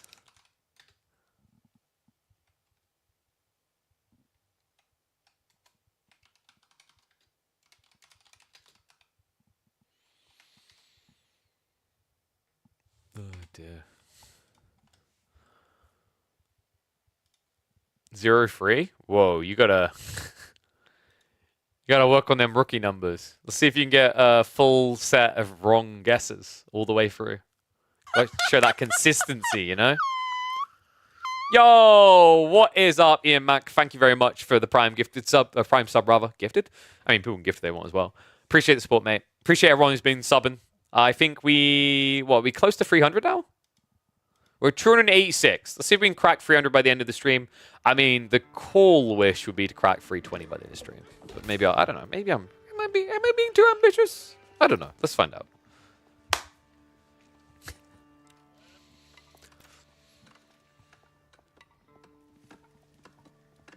I wouldn't be surprised if this map still gives him PTSD. One and all, welcome back to the channel and welcome back to the Midweek Muster. Wham has returned to where it all went wrong in week number 2. We're on Highview, aka Pigeon's View, the new and improved version. He's playing the Abbasids. On the other side, Puppy Paw, the man who really stuck a bullet in the chest on him in this one. In the pink as the English. English versus Abbasids. And what? Dude, these guys have been cooking. So this is very interesting to think about. We used to see this with Vortex Lucifron, and it kind of makes sense. If you have a scrim partner that knows all your strategies, do you know how you deal with that? You do something different. We have got a Ford Rax rush from the English. Oh my god. Can you two stop? Ford berries as well, so that's going to force some harassment there. But back goal makes this questionable from Puppy Paw. I'm trying to think of the last time I saw an English Men-at-Arms opening work, and I'm coming up dry. I'm not really sure how far back in the time machine I'd have to go. Usually, these type of rushes worked because someone panicked, not because they were good. Well, he has at least got the short bow villager here, but, I mean... Really? This would take a while, guys. Hey, guys, berry gathering rate got buffed. It got buffed so much in Season 9 that the English want them all. Can confirm as an Englishman, I do love raspberries. What is going on in this series? House of Wisdom's going to be coming in. He's marching around that gold. I mean, but Wham already has what he needs for a tech up, folks. However, if this is Fertile Crescent, which did just get nerfed by 5%, but is still good, if this is an Eco Wing play, he doesn't have the pocket money to play. Is this going to force him to go Military Wing? Oh my god, it is. He has to go Millie Wing. So this could actually pay off for Puppy Paw then, because it stops the TC boom. And I mean, theoretically, behind this, you could do your own TC play. Because now the Eco Wing doesn't feel OP. Wait, he just switched back. Wait, what? He's like, oh, no, it's okay, guys. I don't need gold that fast. It's only 75 gold. I'll get it soon. I mean, it's not just 75 gold, though. It's double 75 gold because he needs fresh foodstuffs also. What on earth? You know what the funny part is? These last few games, I'm like, and I just don't know what's going to happen next. And I'm feeling that again. People are starting to stockpile up. Is it going to be Abbey of Kings or is it going to be Council Hall? I feel like you have a timing for Council Hall here. Especially if you just scouted that he switched, but... no way. He knows, right? Yeah, he can see. He can see which wing it is. So he knows that he's gone back for Eco Wing after all. So if you go Council Hall, you have a pretty good timing here to ruin Wham. Wham, meanwhile... this might be a saving grace.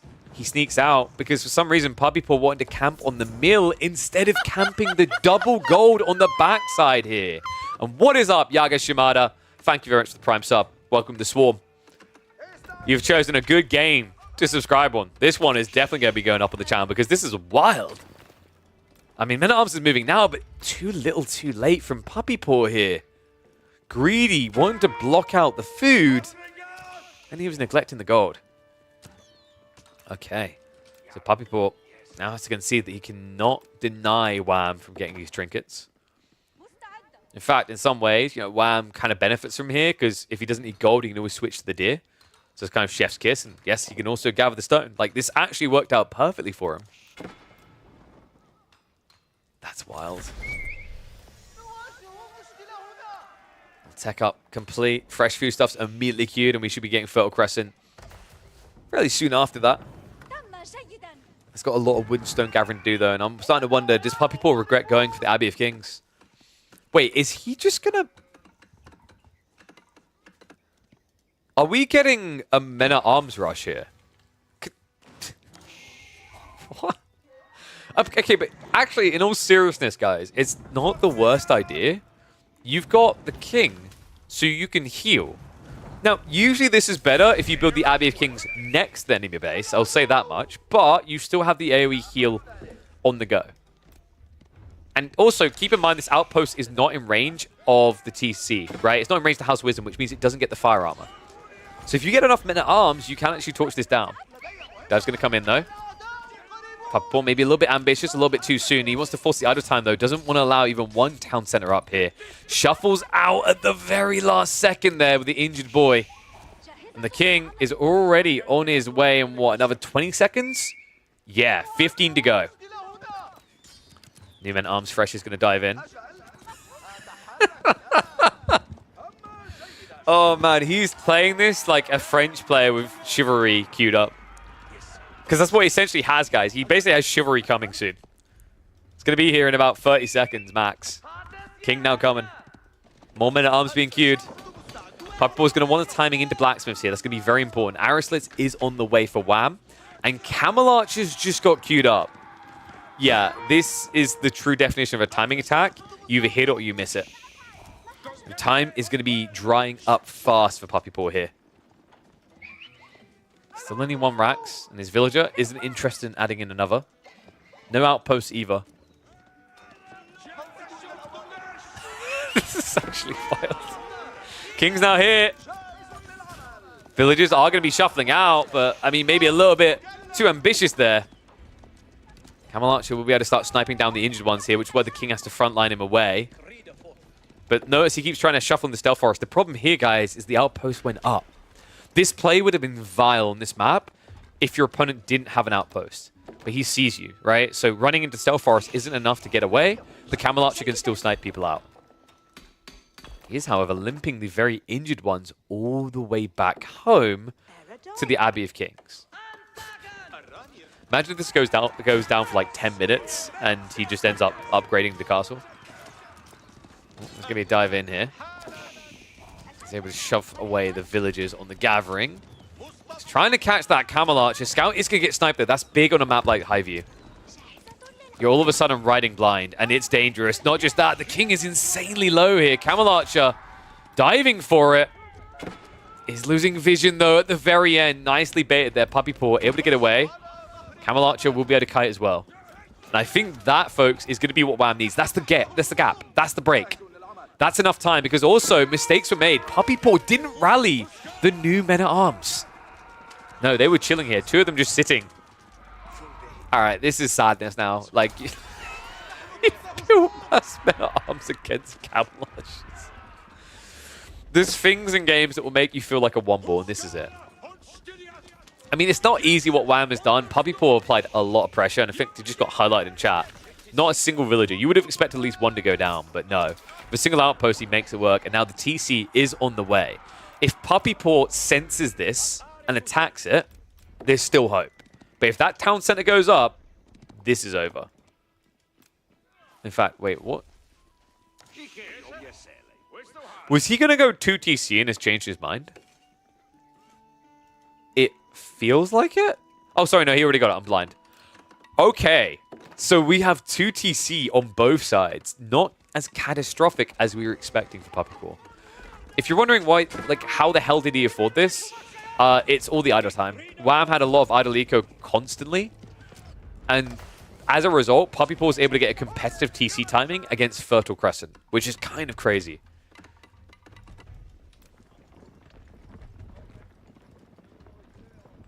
So, question now is, does Wham stop? Of course he doesn't. Multi-TC, baby. Has to be at least 3. I wonder if he scouts the English TC, he might even think 4 TC here. It's also a really good TC because it secures the deer and basically the berries, right? So you have to keep raiding here if you're Wham. If you're Puppy Paw, rather, but it's going to be very difficult when you've only got Men-at-Arms to your name. You kind of need a switch into Horseman, actually. The problem is, with this TC drop, I feel like we're not going to see Puppy Paw coming out now. I think he's just going Castle Age. This feels like a Castle Age play. Like, what you have to realize is whenever you see a TC dropped on the gold like this, it's a gold focus, right? Now, it theoretically could be him bulking Feudal because he needs gold for men-at-arms. And he has got a few Lombos coming, but I feel like those Lombos are more to just keep the Camel Archers at bay than to actually go on the offensive. Wham, already expecting these Lombo players, though, has started to queue up some horsemen.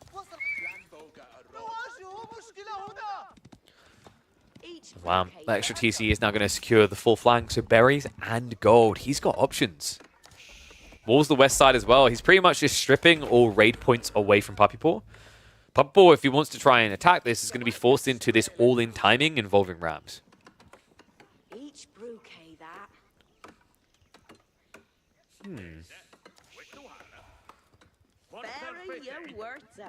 So what is the win condition on each side? I mean, I feel like Puppy Paw is going to try to go into Feudal, but I'm not sure if that's beneficial here. Again, scaling Camel Archers, right? And you know there's Horsemen as well. Abbassid Eco is really strong. It allows them to get a lot more Horsemen than almost any other Civ. And remember, Camel Archers are just so strong from a health damage perspective. They did just get nerfed, right? So they got nerfed down to 11 damage from 12. Wait, am I imagining this, or were they 175 health before? Or was 175... No, wait, sorry. They were 140, then they got buffed to 150. 175 is veterancy. So yeah, the change was basically the damage and bonus damage got reduced by 1. Obviously, the bonus damage is not really going to matter here because we can see that Puppy Paw was on a deadly trek towards mass men-at-arms. I mean, if Wham doesn't start pushing and probing at the eco, this is going to be problematic because right now, Puppy Paw is able to get away with this outrageous timing after going 2TC because he's playing onto things like Deer. If he gets away with this, if he's able to keep gathering on these backsides, he will have the economy to get a big enough army. If he had to go for farms, a farm transition at this stage would kill his push timing. But right now, he's on course. No, downside for Puppy Paw at least is that he's a bit blind here. If it wasn't for the building, he wouldn't even know that he's walking up towards Camel Archers.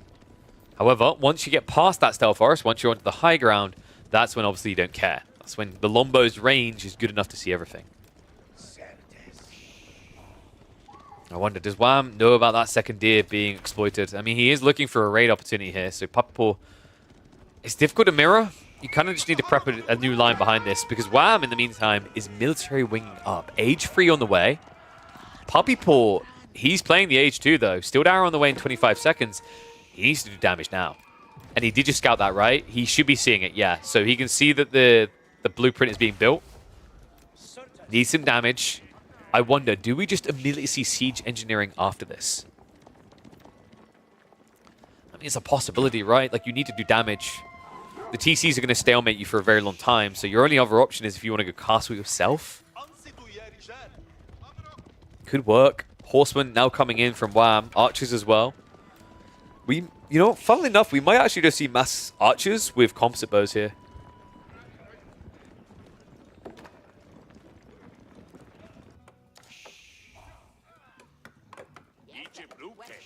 Weirdly enough, Puppy Paw is just still investing. I mean, in fairness, Wham doesn't really have an immediate army, but he's got a lofty economy, right? With a lot of that on wood, and he's got plenty of wood to access, he could just scale this very quickly. And what is up, Faplarp? Thank you very much for the gifted sub. I thought I switched the sizing on the subs. I don't know why it's still doing that. I'll have a look tonight.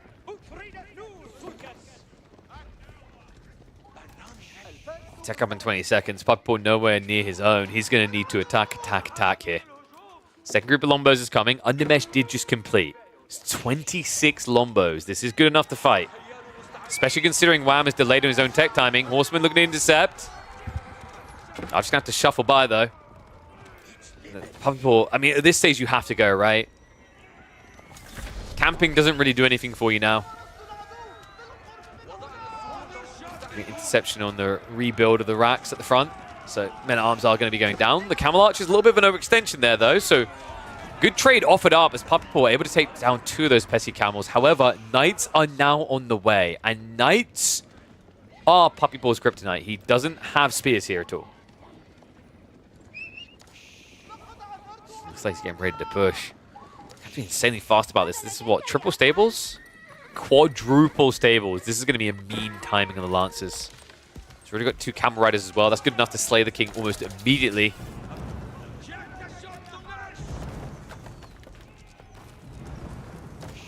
And Amir is wrong. It's not finished already because I can tell whether it's finished or not. Nice try, though. Never give up. Never surrender. We've seen some memery in this series already. Alright, memery is the wrong word. When it's not understood, when it's not seen before, it seems like a meme. And these startings are so fresh and so different. Pressure coming in, though. The men-at-arms should be enough to take down this town center. Doesn't have the fire armor. However, Lancers are coming in behind. That's going to distract them here. So the villagers are able to start getting the repairs in. The Lombos not paying attention either. Puppy Paw, he can't leave without this kill, but it's looking impossible. The repair comes through. He has not done enough damage. Behind this, he is not aging up himself. Spear transition now coming in. But what does this really leave you with? I feel like Puppy Paw now has to play for Castle himself. And wham, once he has this mid-map control, all he needs to do is lean directly into the relics to build an even bigger lead. One that will last. Damn. A cool idea theoretically from Puppy Paw, but all he can do now is try to get white towers cleanly as possible. The worry I have is the way he set up his farms, of how much he's cut through this tree line. He hasn't walled himself in yet. So what do you do? White tower here, forfeit the 4 TC, but also the gold? Doesn't really feel like a great option. Remember, both of his golds are in one location here. Lancers are just going to keep chasing this back. They very rapidly got the +2 ranged armor. So his Lombos are just reduced to a mere 1 damage in these fights. Spears should be arriving soon, but even once you have them, I don't really think that Puppy Paw can rush out into the map. I imagine we're going to be getting a Moss drop soon behind this. Is he going to do what all the Abbasids players do, which is forget that relics exist? It's starting to feel like it. Wow. He chooses the gold. I mean, it kind of makes sense, right? You can always relocate the farms, and on top of that, if you're running out of wood on the backside, what's the point in dropping one here? You might as well secure your second TC, your gold, and the next tree line. So, never give up, folks. Never surrender. He's not out yet. So we have got a priority onto archers from Wham. Veterancy coming through. I imagine composite bows will also be queued up shortly after this. Wham's respecting this so hard. I mean, it's English. Like, let's be totally honest. Whenever it's English, we think twice about diving, right? Sometimes you just look at England and you go, I don't want to go there. Actually, a lot of people do that.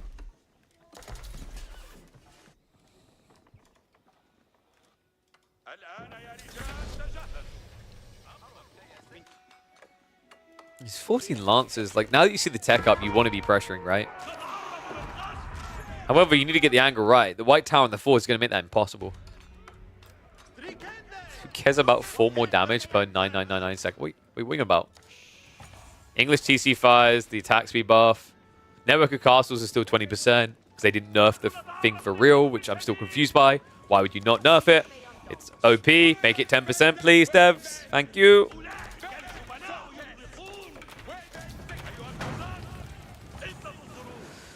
How's Abra off the nerfs? I honestly feel like they're barely impacted.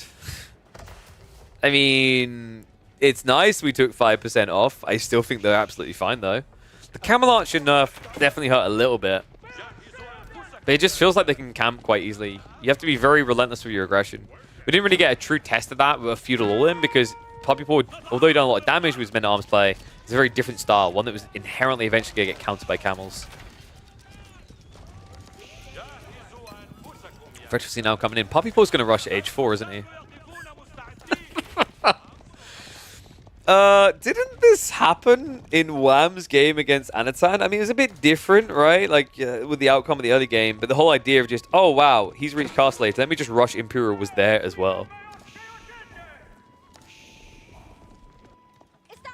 Lancer. Ooh, big hit. Didn't quite finish off all the berries. He's going to lose a few villagers in the retreat. I think we've got...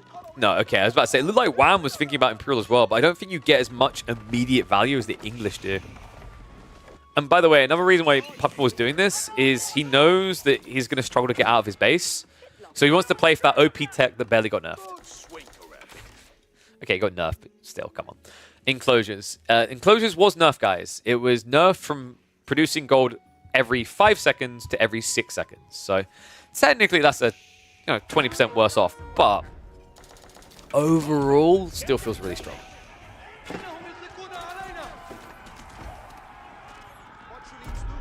Nice blocker on the outpost in the center. Remember, they're both playing kind of blind towards this. In fact, Wham, a little bit worried about that, is actually taking the opportunity to build new scouts.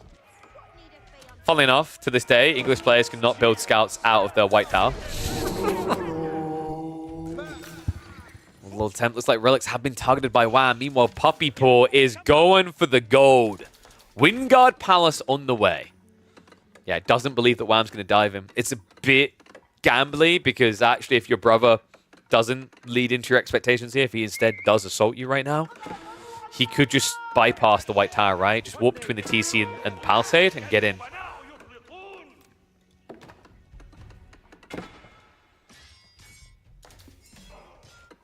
What's that relic? That's something the Puppy Boy doesn't want. Wham. Is he really taking a slow approach to this? Building into mangoes really needs to be going right now. Compsabos did just tick in. I mean, this is your go time, right? If you just wait a minute, the elite techs could be there.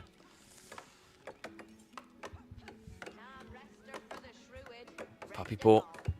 Wingard is going to start producing those footmen. Very chunky front line. Remember, this saves you having to elite up your men-at-arms. Remember, because these boys were always very thick to begin with, their health pool actually looks like a unit with elite army tactics, old school style. Like you'd have more % health. Because remember, they have good ranged armor, slightly worse melee armor, but they have extra health to compensate. Look at this. 6 ranged armor default, 280 HP. They hit for 20 damage. Also very good against the Lancers, so smart read there. But Wham, not to be outshone here, has decided to go for the Imperial Age play as well. Burn on the flank in the meantime, so it looks like Lancers are going to be breaking in here. Puppy Paw, a little bit slow to pull the army. Actually rallying together is slowing this even further. But he's pumping Wingard Raiders. This is a signature move for the Canadians, and a very strong one. When you lack bulk, it gives you exactly that. Every 20 seconds, 6 cavalry units. Gonna need them. Needs something to distract this wave. Buys enough time. Wham! Instead of diving onto that tree line and attacking them, he wasted time on the knights and horsemen, so it actually paid off. Archers are now on the way as well. However, this attack speed aura is problematic. It's only the network of castles. Remember, network of citadels did get nerfed. Used to give you an increase to 40% attack speed buff. Now it only increases you from 20 to 30%.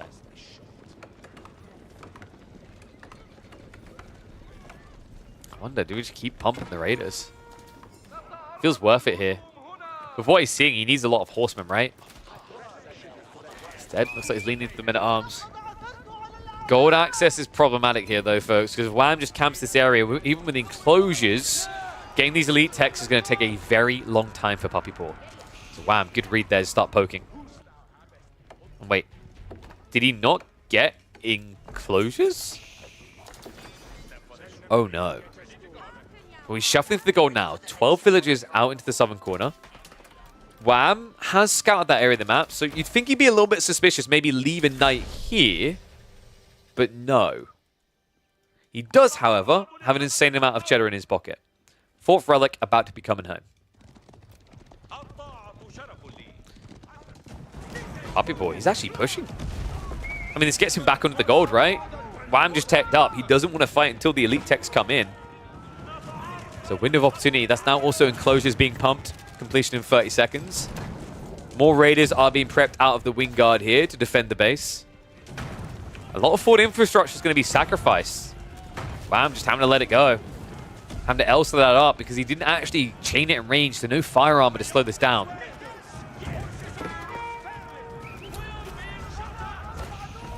Archers are going to try to poke back against this. We do have a keep drop on the east side, so pushing that angle would be more difficult for Puppy Paw.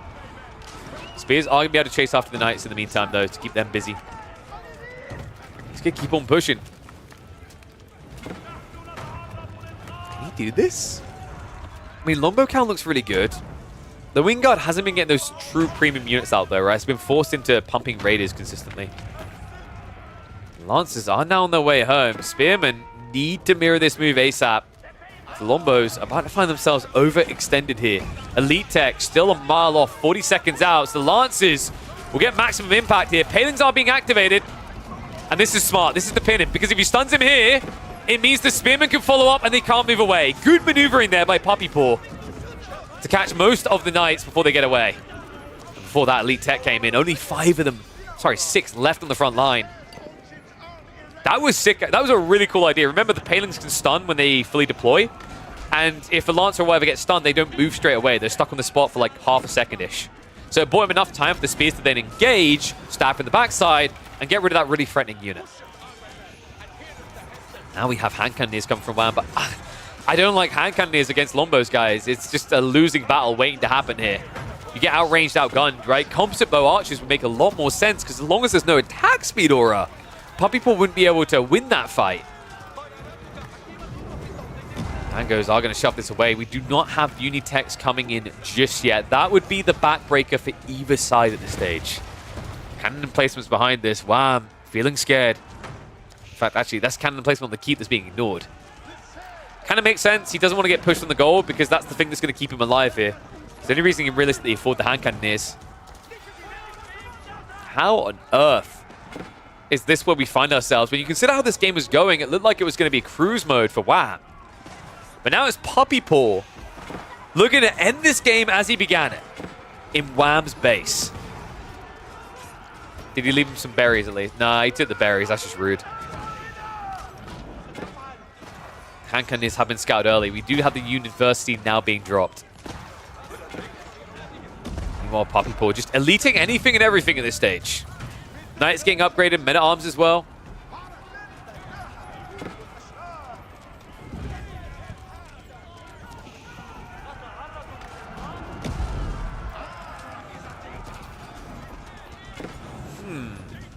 What is the comp for WAM? Because I don't know if it is Horseman hand cannons. In theory, I mean, this should work, right? Because I don't think Puppy Paw has enough men-at-arms to meet shield. Yeah, he's been a bit lackluster in his production there. What is up, Animan Twitch? Thank you very much for the sub, mate. Appreciate the support. Well, Mango is being protected here. Hand cannons are going to be able to dive in. Nice snipe. But Lombos immediately just focus on them. Remember, if you're losing one Lombo to kill one hand cannoneer, jackpot of a trade. Wow, maybe a little bit overzealous here. We'll be able to hold, but it is an expensive hold. Behind this, Puppy Paw is starting to clear the way. Keep now being assaulted as bombards are starting to move in. Knights following up. Villagers in trouble. An ambitious wall coming out. And thank you very much, Tiebreaker. Welcome to the Swarm. Keep those subs coming. And it is mass raiders. I mean, this is the thing. Every time you're like, wow, English are out of an army. Not with Wingard. Wingard Raiders is your option. 25 seconds to pump 6 more units. It gets even better with Military Academy, which admittedly seems to have been overlooked by Puppy Paw so far. Yeah, a little bit surprised by that. At this stage, it becomes a bit of a meat grinder. You should be having that tech. It's why his men-at-arms count has looked really underwhelming in the last 2 or 3 minutes. Like, this dude has 3,000 food, but you wouldn't believe it when you think about how slowly that men-at-arms number was going up. And you do begin to kind of need it at this stage, right? Because, I mean, usually, anyway, there would be a daisy chain effect of buildings, but it looks like Wham decided to divide his base. Yeah, I think he get a daisy chained into like 45 structures. Also, the front line wasn't chained in either, right? So he actually gave up having the Golden Age by doing it that way. And that would have been an extra 20% production speed. A little bit of a clash on the west side.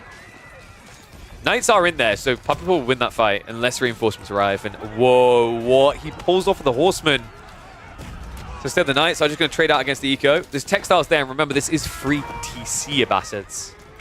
Anything lost can be replaced. I'm really not sure who's going to win this. I mean, is there a world in which Wham gets double imp and starts trading? Because this map is pretty damn good for trade. But like the difference between this map and standard high view is you have to earn the trade, as the trade posts are in the center of the map, right? But it's a diagonal trade route, which means you can actually get more each end than standard high view. It's just that you have to earn it. I really like the way we've done that. I think it was a very balanced change.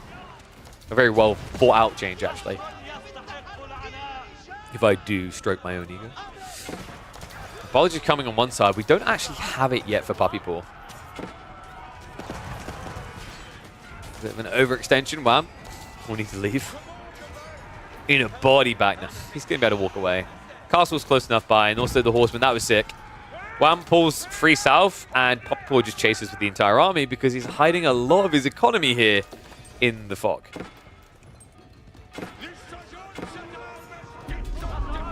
You can tell I'm proud of this map. Of course I'm proud of this map. We went to Kevayu, we gave him a design, and he absolutely nailed it. Nobody can tell me this is not better than normal high view. Like, if normal high view was like this, high view would have been in tournaments for ages by now. Handgunners are going to get caught out here. Yeah, problematic as well. I mean, even if he had the Serpentine Powder, it wouldn't protect him. Now, Handgunners did get buffed a little. They got 38 base damage instead of the old 35. It's not an overwhelming difference, right? Like, Knights are still going to feel chunky, and more chunky soon. Biology on the way, Military Academy, so Puppy Paw fixing all of those gaps in his tech for the late game.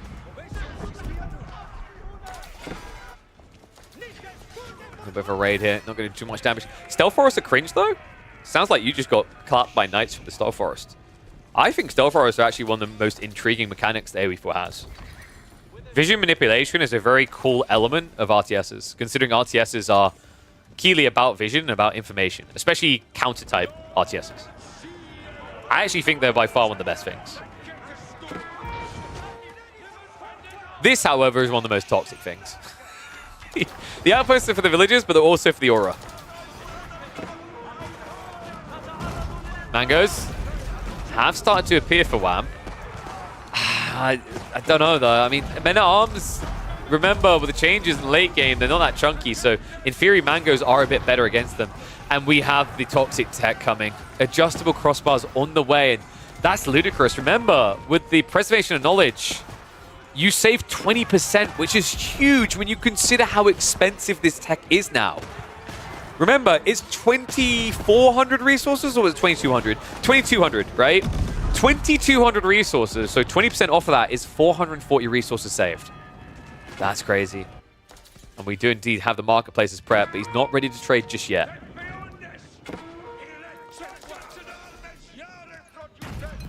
Puppy Paw almost feels like he just needs some bombards on these golds, and we do have the Wingguard Rangers on the way. Incendiary Tech is also coming in. This is what I was talking about Hand Cannoneers not feeling great, guys.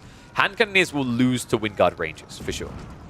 The interesting part about these big boys is they got nerfed since we last saw them on the pup. If you guys remember on the pup, they were broken because when you had the extra range from the silk bowstrings, which used to be +2, they were out of control. Things got tweaked.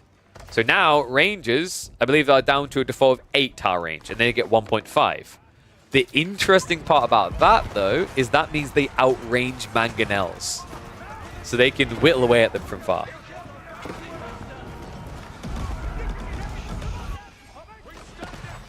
I was being a little bit annoying, but it looks like that will always get mopped up. How do you feel about Stealth Water? I think Stealth Water very rarely actually is usable because there's always fishing boats, so I'm kind of fine with it. When you once in a blue moon see Stealth Water actually impact a fight, it's incredible to watch. But it's so rare. Yeah, I think Puppy Paw just has to chill and build the Rangers, right? I mean, he's up to 12. Another 6 on the way, or no, right? Like, if you give him enough time here, these Rangers will win out for him. Because Wham's trade route is going to be in the center of the map, right? So as long as you keep exchanging there, it should feel impossible.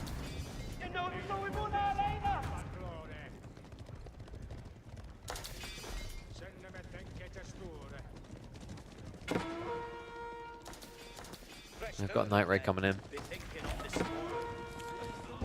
And yeah, I am kind of shocked that Puppy Paw, after all this time wanting gold, still never went for this one relic. It's just been sitting here, teasing him.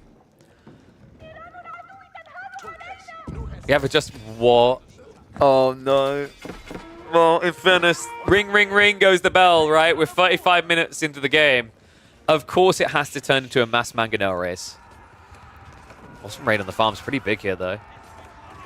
I mean, I say pretty big. It's not really facing him.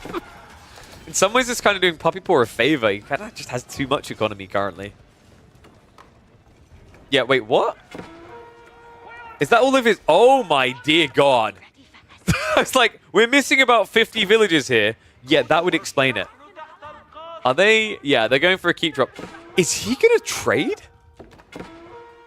Oh, my God. I think we're getting English trade. And I don't know how to feel about that. It might just be for the wood, though. I'm hoping it's just for the wood. That is a funky keep, though. No more gold? Yeah, but you can just, like, spam trash to your units, right? I think you just, like, mass horsemen. Force your opponent to go into camels and switch spears, right? And then your winning comp, which you have the gold trickle for, is Wingguard Rangers. Which say they cost food and wood, but they don't. They cost wood and gold. I don't know how that works. I guess, like, that just proves that they are perfect robots, that they don't cost any food.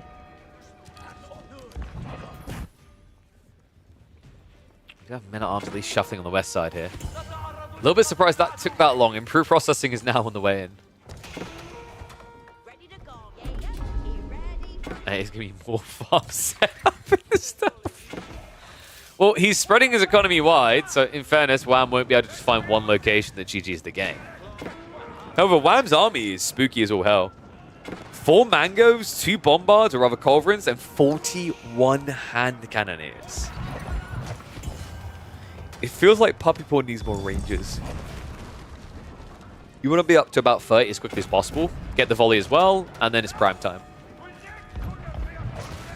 A bit of a raid coming in, though. The men-at-arms do not even need to worry about the stone walls. A little bit of an overchop there from Wham. Should force some idle time here. In fact, Wham is down to 77 economy. Oh my God. I think that was partially intentional, but not fully. Rangers and men-at-arms have moved in. Like, this has to kill him. If Wham can't get that dent that puts his brother down, Puppy Paw has the economy to outlast him. Wingguard Rangers, look at that. Easy peasy mop up of the mangoes. Needs to be a little bit careful, though. Barely sidesteps in time, but with the keep there, with the range of the Rangers, he should be able to just whittle these down. Although he never got the silk bowstring, so the big problem here is that he's in range of them. Teensy-weensy oversight there.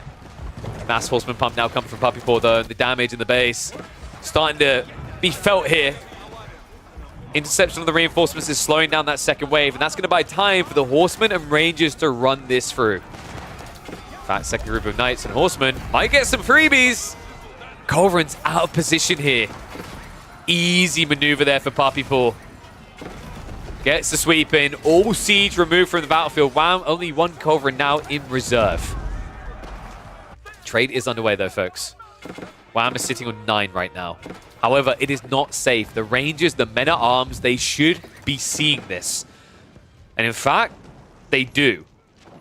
Don't ask how a Ranger can see through that Stealth Forest. What? Did he bring binoculars? Well, he knows about the trade. It turns out that the curse of Wham is trading remains as true as always. Mate, I can't believe that. Proof that the real reason Wingguard Rangers can shoot further than Lombos is because they're taller. I think they... Yeah, they legit can see through all Stealth Forests. What? Alright, so why have I got people crying about, like, hating Stealth Forests? Because considering the largest percentage of players in the community is English, just go Imperial and build Wingguard Rangers. You're fine. That's absurd. I cannot believe that. That's absurd. Yeah, a little bit of an oversight there. I mean, not the biggest oversight, right? That would probably be the javelins, but still.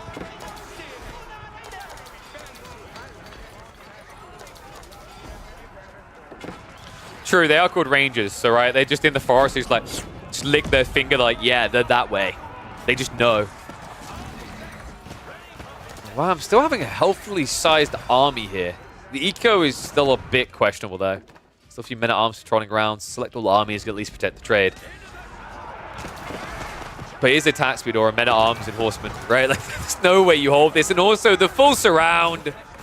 Horsemen just run by. Spearmen get baited out of position. That means the front line can now just ripple through. At least it should be able to. Feels like Wham is starting to wane here. He's pretty much out of gold, right? If the trade ever gets stopped here, he cannot produce into the hand cannoneers. Meanwhile, Puppy Ball's comp doesn't really require much gold. And guess what? You're playing English, so who needs gold veins? Just eat bread. Apparently, if we eat enough bread, we poop golden nuggets. I think that's what the game is saying about my people. I don't think that's true. If it was, like, people who have IBS statistically would all live in mansions, but they don't.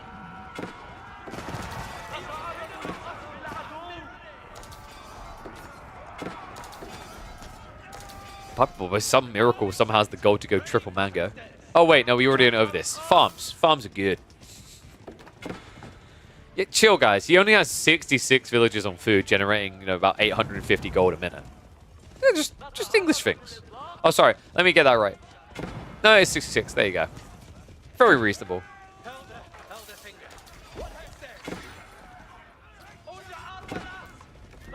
We've got no horseman way coming through. I think Puppy Ball's just been very frustrating with the way that he's layered his farms all over the place. It means that Wham can't get this one big horseman raid that shuts down everything.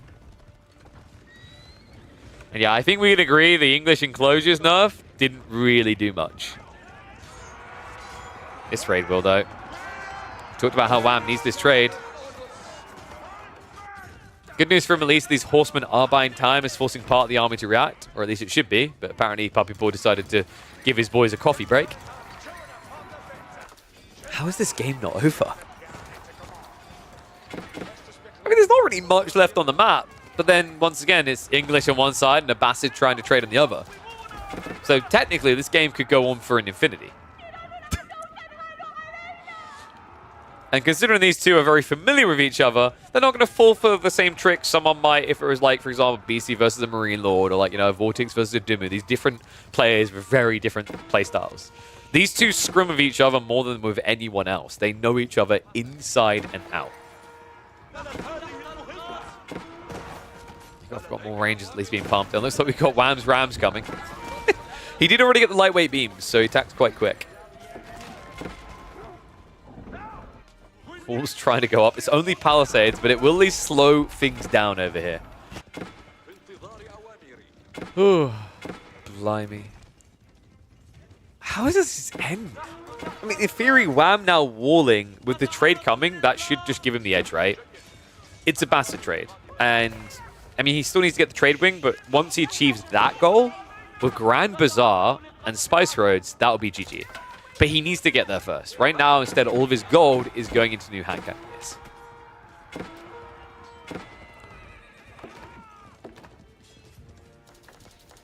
Didn't Wham say English shouldn't have been nerfed? If he did, he deserves a loss here. This is, like, if he really said that, I'm going to make this the point where I remind people about why you should be very careful of listening to your favorite pro's opinion on civs.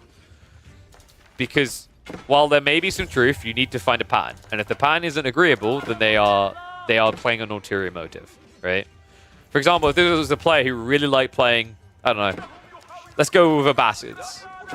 And he went, well, I don't think Abbasids' eco wing is a problem. And everyone else is, alarm bells should be going off in your head.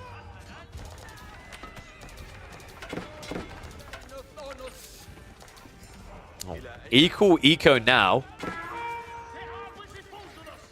But the trade is the biggest detail I'm seeing in this. Like, if Wham is able to just keep scaling like this, it should just be an Abba win, right? Then again, Puppy Ball is doing something very malicious. He's queued up 20 Rams. And yeah, Choom, can you tell the players to maybe stop using the same bloody color, please? See if we can get them back to Puppy Ball's green at the start. Hopefully we can catch them before the next game.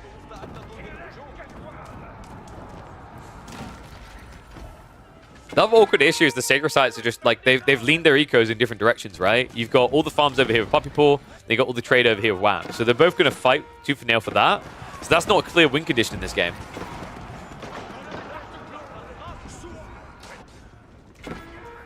He's a lot of hand cannoneers again. Wham once again trying to go to the Mangoes, but for now Puppy Paw the one with that edge. Wingard Ranger count a little bit underwhelming. He kind of needs to lose some economy here, lose some military. Yes, these are best of sevens. Single elimination, grand finals. We've already had a nail biter of a series, 3 games in. And I feel like this is done in 6 or 7 games. I'd be shocked if it ended sooner. I mean, it can't end much sooner than that. It can end in 5, right?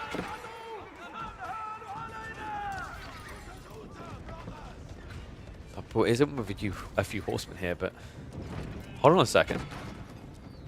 This is a pretty ballsy shift. This is going to be an eco trade. Wham moving towards the farms on the north side. Puppy Paw moving towards the trade on the south. And yep, it happened, guys. At like 40 minutes in, Puppy Paw finally got that relic. Woohoo! Turns out that's the OP gold difference. I mean, who suffers more from this, though? Wham has quite a plentiful reserve of food. Puppy Paw, rather, has quite a plentiful reserve of food. Wham doesn't. But then again, Wham has queued up a lot of units. Puppy Paw's queued up even more. I feel like there's more damage done from shutting the trade down than trying to shut down some of these farms. And weirdly enough, we actually have Rams rallying up here. Why? What? I guess A-click distraction? Or is it A-click destruction in this case? Mangoes and the Rangers are marching north. The reinforcements are coming. I mean, if they A-click the Rams, this kind of works. Right? Hand cannoneers, they have no front line here. Mango's coming in for this moosh. Horsemen are going to peel off. It's going to be a mirrored move here to protect. The men-at-arms, the Rams are moving in. So at this point, Wham is about to lose his trade. 15 to be called. Meanwhile, Mango's being dove for here.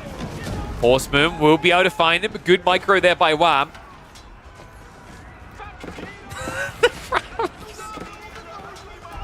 I mean, he has to be going for landmark here, right? I think they've both got similar ideas. A keep attack coming in from Wham. Puppy Paw. I think that's it. I think trade stopped. He's got 13 still going, but that should just get shuttered now. There's simply too many men-at-arms here. And Wham is throwing the worst type of trash at this. It's Spearmen, and not just that, it's Spearmen without elite army tactics. That's the difference here. He just doesn't have the raw HP, the raw damage, the raw anything. Oh my god, that +4 missing armor is a big deal here as well. Getting hit for 18 on a unit that only has 150 health into a unit that has 180. Recipe for disaster here. And Puppy Paw, look at the numbers now. That's it. It's happening. We're getting a 2-2. We're going the distance here. Puppy Paw strikes back with the English. And Wham will probably have to do an adjustment of his patch notes analysis video where he changes and edits out that the English nerf wasn't needed. Oh, what do you think of this one, guys? Wingard Rangers, we got a little bit of an insight to them. Did you know that Wingard Rangers can see through a stealth for us? Let me know in the comments down below, and I'll see you all in the next one. Oh my god, we are going. What do I make the focus point of that one? I feel like I can't really make it the Rangers because that's too deep in the video. I think we make it that like villager rush, right?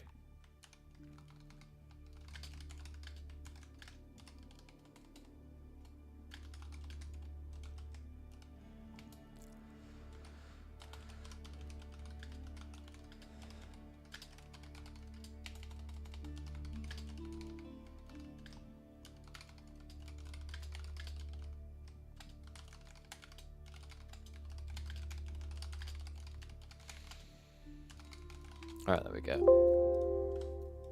So let me go ahead and choose outcome. That is a win for Mr. Puppy Paw.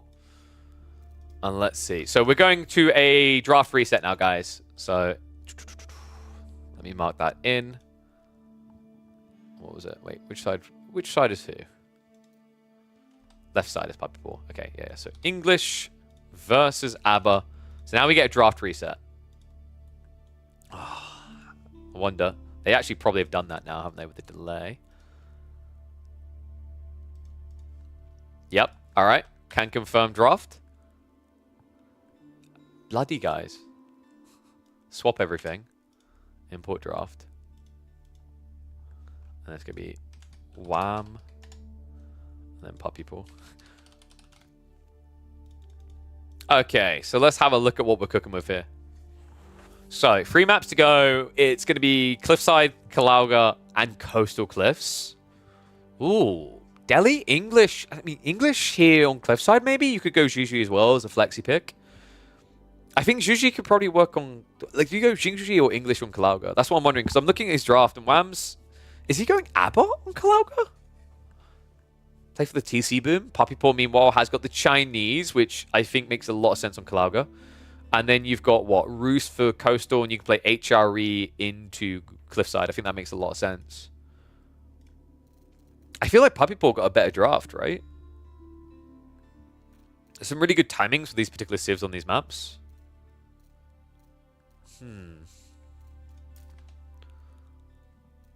All the early night civs won? That's true. Wait, so French secretly OP?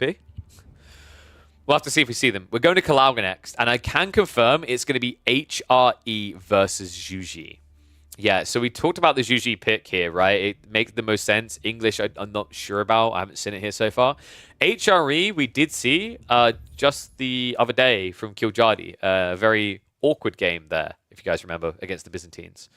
But HRE versus Juji. Does Juji just...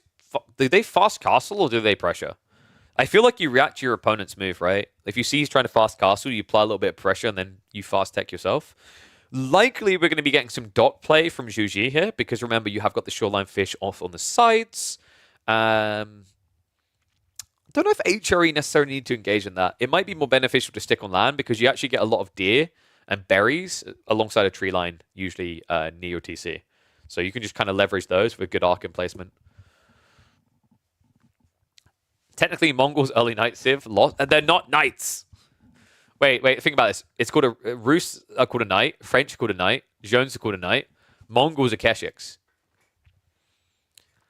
This was factually true that all the early night civs won until we got to English Abbasids, or rather that we didn't get another early night civ, Big Sag.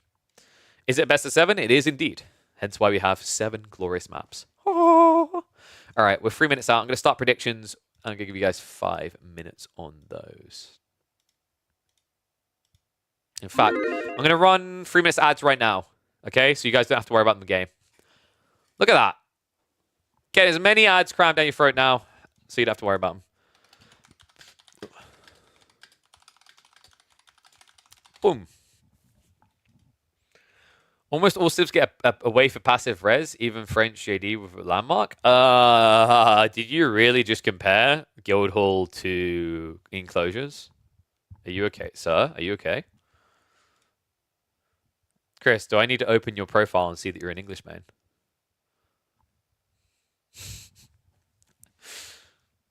I don't know if it's a fair comparison. Even Malians, actually. But I've said before, I think Malians have way too much safe resource, and that needs to change. So, you played random last season. Shows you your win rate. Oh, whoa! Okay, I'm sorry.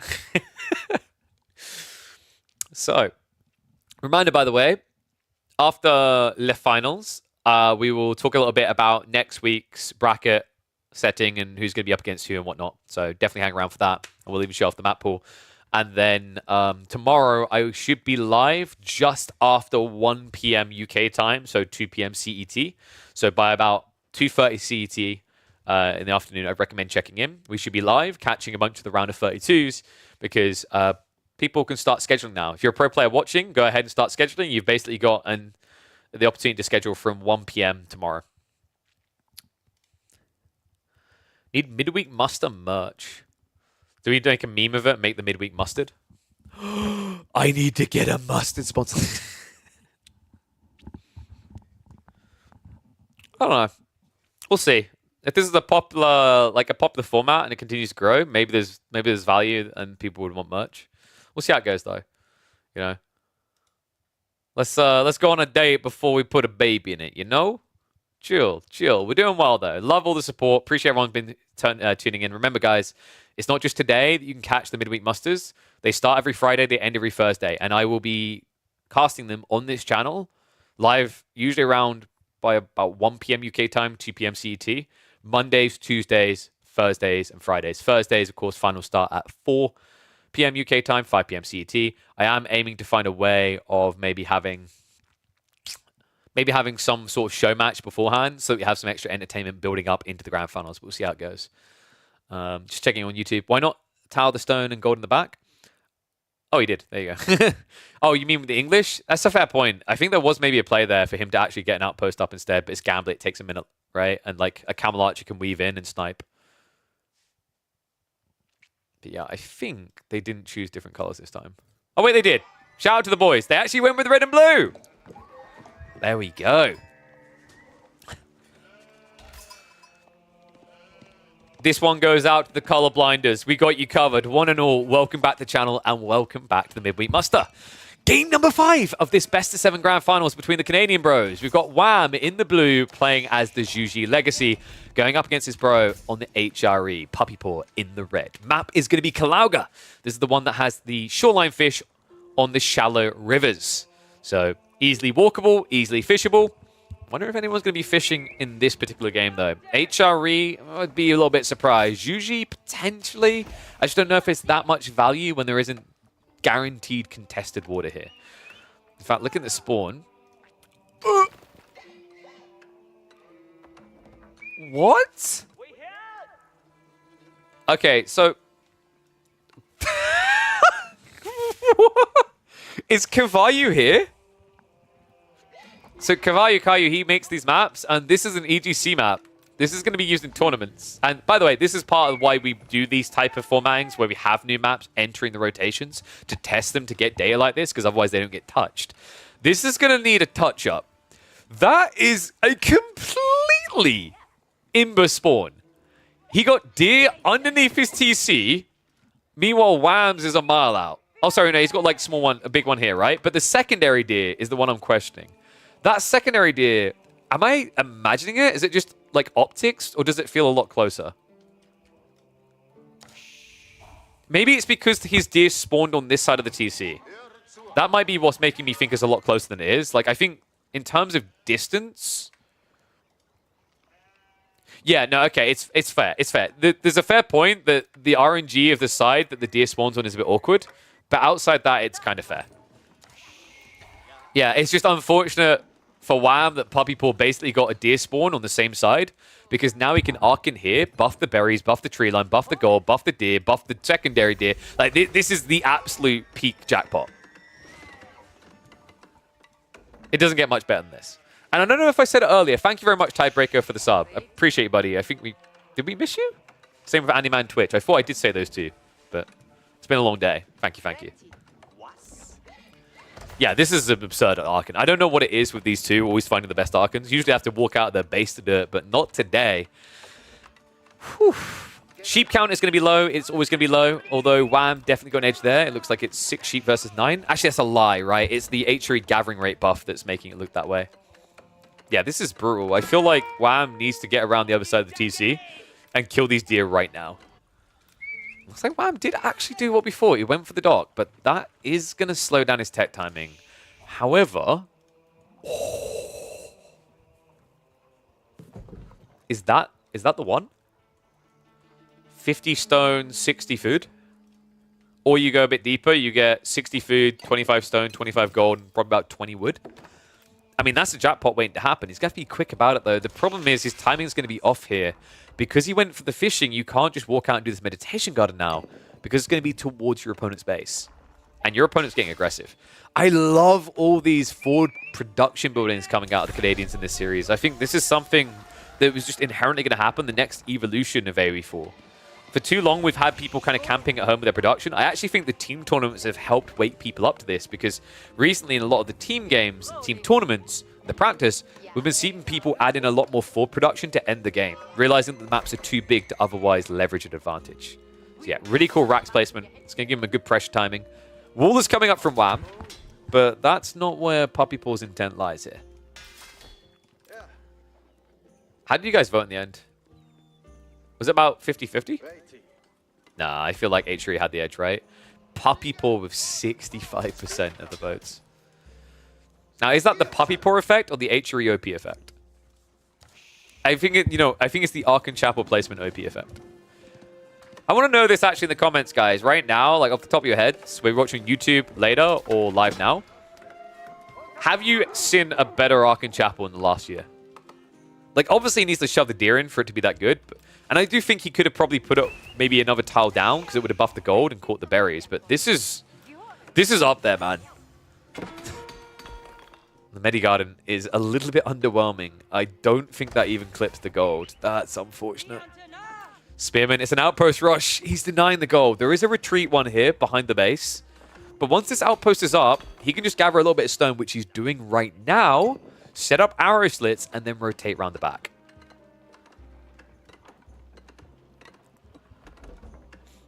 And yes, these two are brothers. Like, they literally have... I'm not going to say they have the same photo announcement, but they could have had the same photo announcement and no one would have questioned it. They're twins.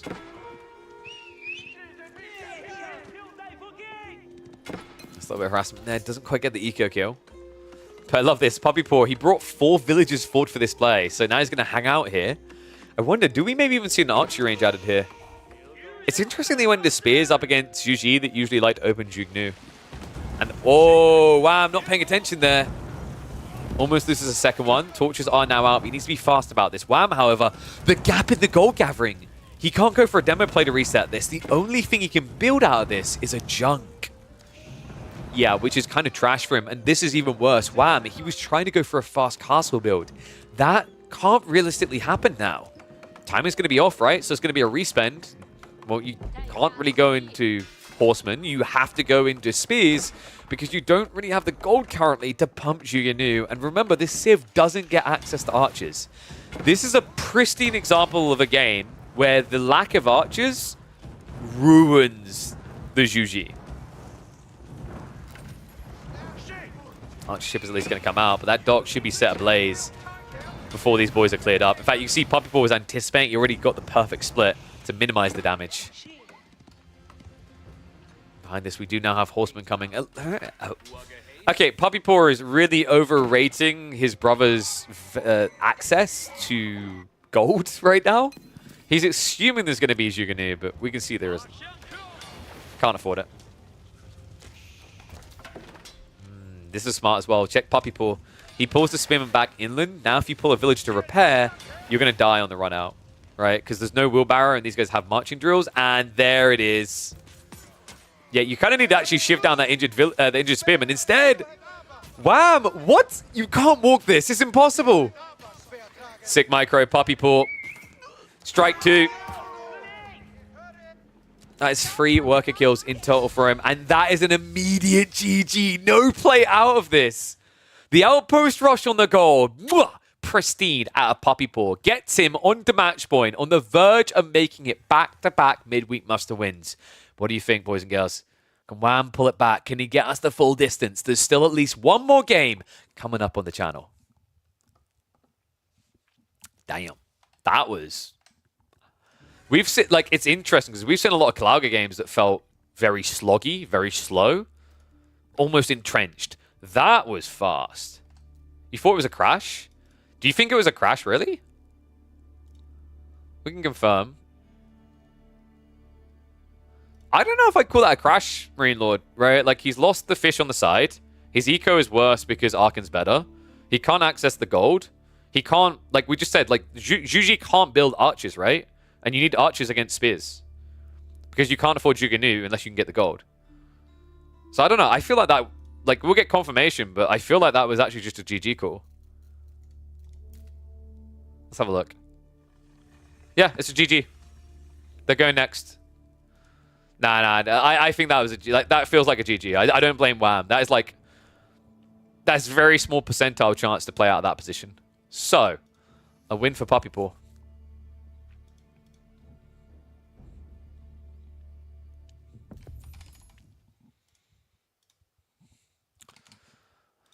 So we might have the final game now coming up. One sec, let me just mark it. Yeah, it's like, honestly, guys, if you try to play that situation as Juji, it's not, like, there aren't many options, right? It's pretty handcuffed. So I don't blame him for that. Yeah, I don't think it's a rage quit. I don't think it's like a DC. I think it's just, I mean, it's obviously not a DC, but it's like, it's very obviously, like, that type of position is not easy to get out of. That is a pristine example of what people have been talking about recently, or rather for a long time with Juji, about how it feels really bad not to have archers. That was the perfect, like, poster boy for that play. Oh, he wants a quick end to this series. One and all, welcome back to the channel, and welcome back to the Midweek Muster Finals. Week number 3 here, and we are in what could be the last game of the series.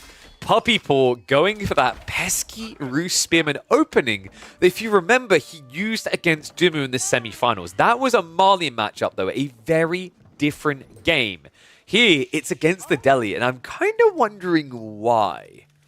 Delhi, this makes less sense because we've seen before, like, Mongols have this issue against Delhi as well, where, like, it just doesn't do anything, right? You could try to outpost rush them. If you get the outpost up, great, but if you're too aggressive with the placement, Wham can just pull the villagers and shiv, and you always have a scholar to heal any damage done.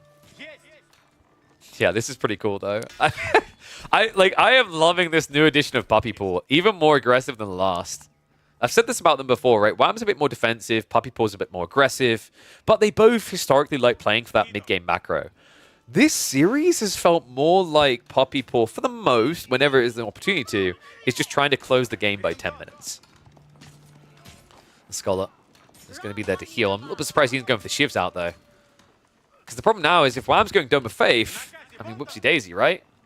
Like, how are you actually going to be able to afford any of the Scholars? So, unless this is a Tower of Victory build, which is possible here, Tower of Victory would be very intriguing. It's a good map for it. The infantry can build up the palisades and the choke points, and you've got a short distance to rush to your opponent's base. And also, like, your opponent has spent a lot on spears already, so you're obliged to go into archers anyway. Why not make them better archers? Scholar is being held next to the villagers just to keep them alive. That is going to slow down the wheelbarrow timing a lot, though. Still, it's 4 spears. I don't think you can keep gathering these loose berries. This is ambitious. Also needs to be careful because the Scholar could get pinched. Yeah, smart move there. Wham backs up just a little bit. No wood, so actually Wham, he can't repair this mill. Wheelbarrow is still 2 minutes away. Denying Wheelbarrow is actually a really big deal from the Delhi build. Moment of truth, it's Dome of Faith. He doesn't care. He's going for it anyway. Okay, so believes he'll get access again no matter what. Wood gathering is now underway. I mean, do you repair it, or do you just need an archer timing too quickly here? I feel like you have to repair it, right? He's letting it go. He's sacking it. Okay, so that's pretty vicious. No wheelbarrow. He's going to have to build a new mill. I guess he felt it wasn't worth the idle time plus the repair cost versus building a new mill because it would have got torched again. Other side, we've got the atypical play, and this is vicious, guys. What Puppy Paw is doing with the roofs here is equivocal to what China does to Delhi in this matchup. Dropping the Kremlin like this is to deny him gathering on the sacred site. And I think it's a bit deceptive because of the terrain, but I do believe Kremlin maybe reaches the full range. It might be just out there, so there might be hope for Wham. But what this stops him from doing is walling aggressively to block the short ramp for Puppy Paw, which means for a guy who's clearly open with aggression, he could continue with aggression if he chooses. However, it seems instead we might have 2 TC against Delhi? Delhi Dome of Faith. 2 TC. I mean, I guess if it was Tower of Victory, it'd be more scary to do 2 TC. Also, like, in fairness, this Kremlin protects a lot. Then again, he didn't luck out. He didn't get, like, the 4 deer spawn you sometimes get here. So, food-wise, he's quite exposed on the flanks. He's got 12 sheep to work with compared to 15. It's actually, I think, Wham's in a reasonable position against this 2 TC play. His timings are a little bit off. It definitely hurts. But he can play catch-up now, and wow. He isn't going to be opening with a Ghazi. He feels like he has to go for the archers. He knows about the Kremlin, right? I don't think he's scouted it yet.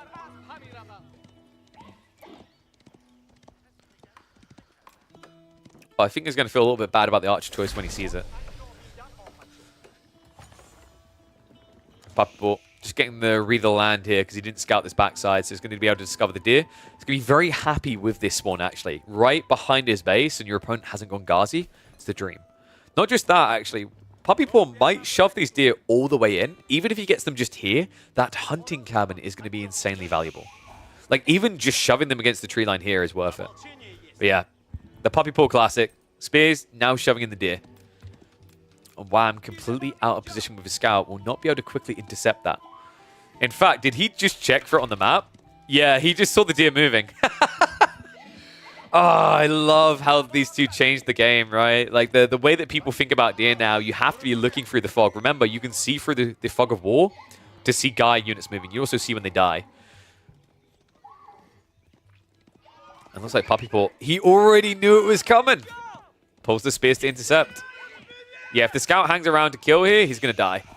He's already half HP. He's going to try to shove them around. Nice surround there. One hit remaining, so it means he can just chase them back. Deer are going to be moved in the hunting cabin. Oh, okay. So he doesn't even go for the TC or the hunting cabin play. He's going to shove them all the way to the primary. Damn, that could not have went much better. TC on the gold, TC on the trees. Hasn't got the wooden fortress, so we'll have to go back for that to get the buffed rate. But in fairness, he doesn't need to rush wood. He has done a great job min-maxing this spawn using the small tree line to the front. Archers have now arrived, though, and Puppy Paw needs to pull more villagers. Archers are at least going to get distracted by the spear. That's going to buy time for Puppy Paw to just keep building this up. I think this is fine for him, right? Like, you can maybe afford to lose one villager, two villagers, but I don't think he even needs to here. Archer's a little bit overzealous with the dive. Got a little bit too close. So town center up. Puppy Paw did not lose a damn thing for this play. Other than, what, one spear, which is just, I mean, you know the spears are eventually going to die, right? They've already served their purpose. A little bit of a scramble on the deer in the end. Didn't manage to get the final two in. We'll push that one close enough at least. We do have stables now playing.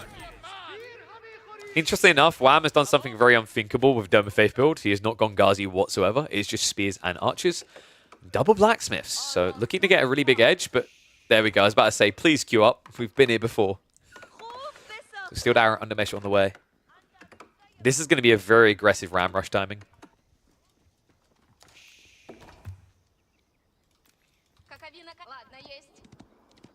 Hello, hello, Joro. The man who loves his Age of Empires 2. When's he going to hop on for some AoE 4?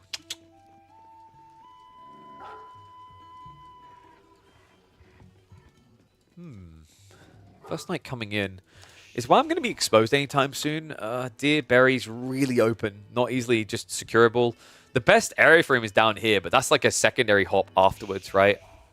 He has at least got the walls coming up there. This is the beautiful thing about playing Delhi. Your ability to build walls with your infantry. And he's played wide, right? He has to, but he's done it at a very early stage of the game. Pretty smart considering Puppy Paw is likely to react with archers. If he's going to go knights, they're slow to actually build anyway, right? Like, there's no world in which Puppy Paw masses 20 spears now. Yeah, almost feels intentional the way Wham played this, where by not going Ghazi, he gave no value to spears. Ergo, he gave value to his walls.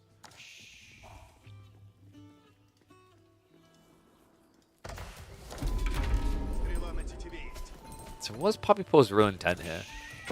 Feudal all-in or castle? I feel like usually in the Delhi matchup, you just want to try to find a way out to castle, but with this new era of Dome of Faith builds, that doesn't feel like a safe choice. The ludicrousness of the Delhi is just how quickly they unlock all these techs, right? You know, they scale up to 10, 11 scholars, and then they naturally tech, and all of a sudden these castle age techs that cost other people an arm and a leg, right, at 350 resources each, you're just leaking into your builds in like a minute 150? Something like that, or minute 1.5 rather. It's ludicrous how well this scholar build scales. And then don't get me started on Imperial. Imperial is where it makes me want to vomit how efficient Delhi are. So, archers are going to show up on the top side. But there's that blocker we talked about, right? Like, Puppy Paw now has all these archers. He doesn't have a clean, quick way of burning in. So that's going to buy extra time for Wham to accrue resources here. Unless... Was he a bit too optimal? No. Okay. I thought for a second maybe that knight could edge onto the side. But no, he has protected it slightly. I don't know if it's possible to do that. To wall close enough to the sacred site that a unit can decap through the wall. Anyway, decap is on the way, as is the defense force. Wham's coming in. Sacred site trying to be captured in the center. Wham. Oh, he pulled the scholars to try and heal underneath the Kremlin. A cool idea. Unfortunately, Puppy Paw did have extra troops nearby. Flash coming in just before he could break through the wall here, though. And this is tricky, right? Like, against any other Civ, aha, he has to bring a villager out. No. Once this finishes, Wham will just rebuild it with the spears and archers. And yeah, old Kremlin would have, right? I think Kremlin used to have 8-tower range from what I remember. New Kremlin, not quite able to. And of course, he couldn't jam it in there any further. Too much of a big boy to fit in that gap. Although, I'm not going to lie, that looks like such a fake cliffside.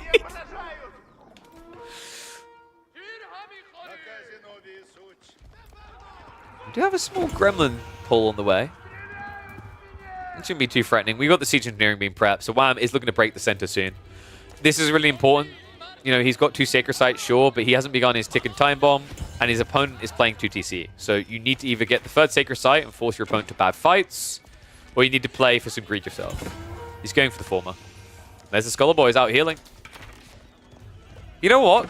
Kremlin nerf worked. I think we can agree. Bit of a weird bait, though, by Wham. Doesn't really feel like the type of bait you want to engage in. Huh? Yeah, you don't want to be baiting knights to you when you're in this situation. I get it, though, right? Like, he has Steeled Arrow. His opponent doesn't have Undermesh. He's trying to punish that, but that could have went really badly for him. It's going to force him to now dive the other way, but Sacred Site is now locked in. Meanwhile, north side, Puppy Paw losing the fight there. He's losing fights everywhere here. And look at the difference suddenly. Some of that in Scholars, but most of that is just raw military power. And this is a really cool dynamic. Now that he's captured the Sacred Site, Puppy Paw has to step on it. Archers can stand here and kill him. So all of a sudden, Kremlin OP, no, now it's Archer Blob OP. It's about to get a lot worse for Puppy Paw. Rams now being prepped. Really has been a long day. Quadruple archer range, but this is tricky, right? Like, your opponent on the other side has double archer range, and he could mirror your production if he just garrisons the Scholars. We also do have the Pro Scouts shoveling the goodies back to safety in the base, so even a Knight Raid in the flank shouldn't be too effective here. I'm getting a funny feeling we might be going to a game number 7. Where are my KP hypes in the chat? And KP Pogs? You guys want a game 7? Want to go all the distance? What map have we got left to play? My mind is blanking right now.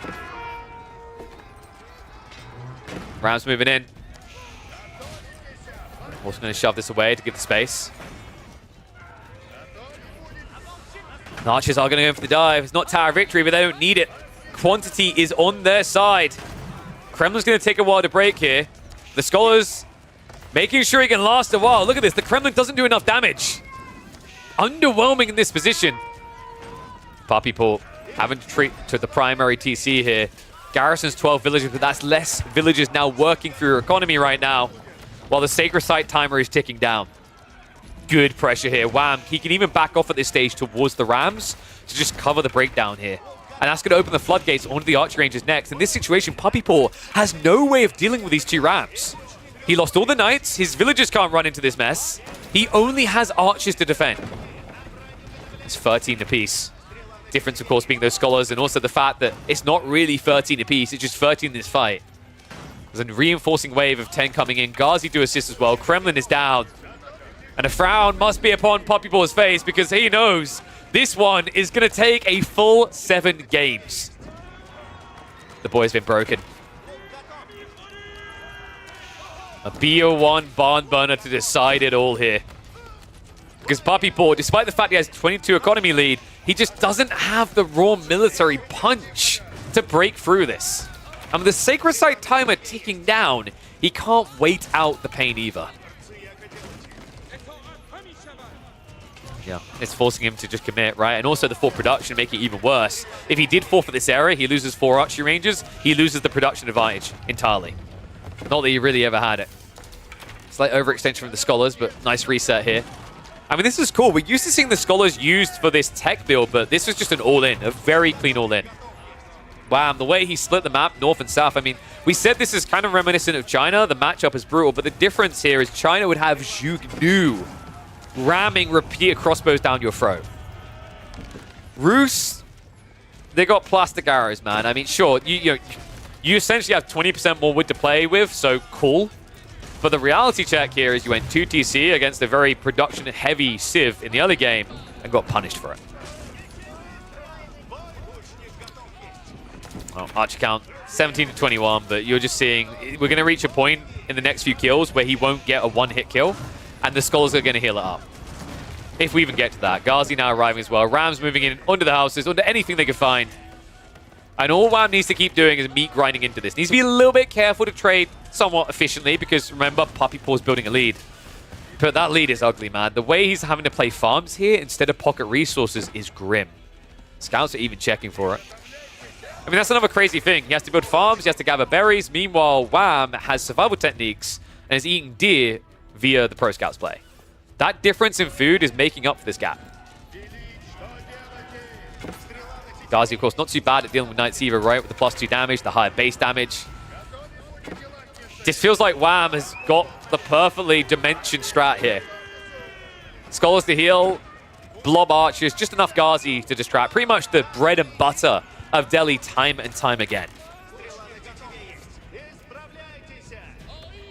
At this stage, I think Puppy Paw is just processing the loss. He's looking for a desperate out, but that out is not going to come the way he thinks it is. Raid on the flank. Outpost will be able to protect a few, but the rest around no man's land. Second Wooden Fortress trying to be rushed up here. Ghazi should get sniped down eventually, but I mean, even if you get the double outpost up, what are you going to be able to do here? There will be no gathering allowed in this neighborhood. Ghazi clubbed down a few more. Meanwhile, the deer just being yoinked away. At this point, all he needs to do is mop up the archers, build 1 ram, and send it south. What a cool build. What do you guys think? Kremlin no longer OP? Is Kremlin just the piece of crap on the bottom of your boot you want to scrape off? Is there still a place for this landmark? I've noticed we had a few games recently with Golden Gate being picked where people were like, if you just gone Kremlin, this game would have been easy. But this, I mean, this difference of 1 range really did just cripple the ability for Puppy Paw to stop Wham from achieving that win condition. Turned into a really frustrating affair. Gave an incredible edge over to the Delhi here. Do we blame the range, though, or do we just blame that scam of a cliff, you know? Stopping him from getting just an inch further in there. Well, either way, let me know what you think in the comments, because I think if Puppy Paw loses this location, he'll likely call it, right? There's no other food source. His farm count is 6. He's already exhausted pretty much everything else. The berries are on their last legs. Soon, so will these outposts. Double ram now moving in. It forces Puppy Paw to react, but the archers will counter that, guys. The rams will deal with the outposts. He's happy and content to stand here because the heal influx. There is no castle turrets. There's no easy immediate kill. And also, he just now got baited out of position. The Ghazi jump in. Archers chase for the high hills. Behind this, the villagers have to be pulled, but that's an outpost down, and there's not enough room in this inn. 5 more are going to be sent to the afterlife. That eco lead no longer building for Puppy Paw. 3 minutes until a Sacred Site victory that seems undeniable, and it means that Puppy Paw will concede. Game 6 to Wham. We are going the full mile here in Midweek Muster number 3's Grand Finals. Let me know what civs you think we're going to see in the final game here. I'm going to give you a little bit of a preview, a little bit of a teaser. The final map is going to be Coastal Cliffs. Get your guesses in, and I'll see you all in the next chapter. Meanwhile, people watching live can cheat a little. Because they know. You all know. So let's put in Cliffside. It was Wham on the Delhi versus the Rus. That's going to be a left win. So, okay, we are even Stevens in this one. So it's going to be Coastal. Oh, whoopsie. Did I not update that? Coastal with either English or Abbasids versus Chinese or French, right? I think we're going to get English versus Chinese here. Unless he's feeling crafty with the French. I'm pretty sure I've heard him say French is OP before. Let's find out. It's the French! French versus English. Wow. So he had his Chinese option. He just didn't want it. Run ads? I don't think there's any time to run ads. Because the 5-minute delay, right? So maybe we can do a minute of ads. I'll do a minute of ads. There you go. 1 all minute. Oh, we are already into game, though. Hey, it's the opening minute, right? Like, people ask for ads, in fairness. I'll wait a few seconds before introing. I knew it was going to happen. The moment I clicked, I was like, I can sense it. We're already going to be in game, aren't we? Pippin on YouTube asked, would you say AO4 is a growing game still in player count? Gradually. It just isn't seeing really big influxes of new viewers and new players. That's the challenge now. That's why we need to see a new expansion pack, and we need to see rapid marketing around it. And that will revitalize. All right, let's get ready to go. Grand Finals, game number 7. It all comes down to this. Will reigning champion Puppy Paw claim and hold on to that title for a back-to-back victory for the first time midweek muster? Or will Wham, our first week winner, yoink it back the other way? Are we seesawing between these twins?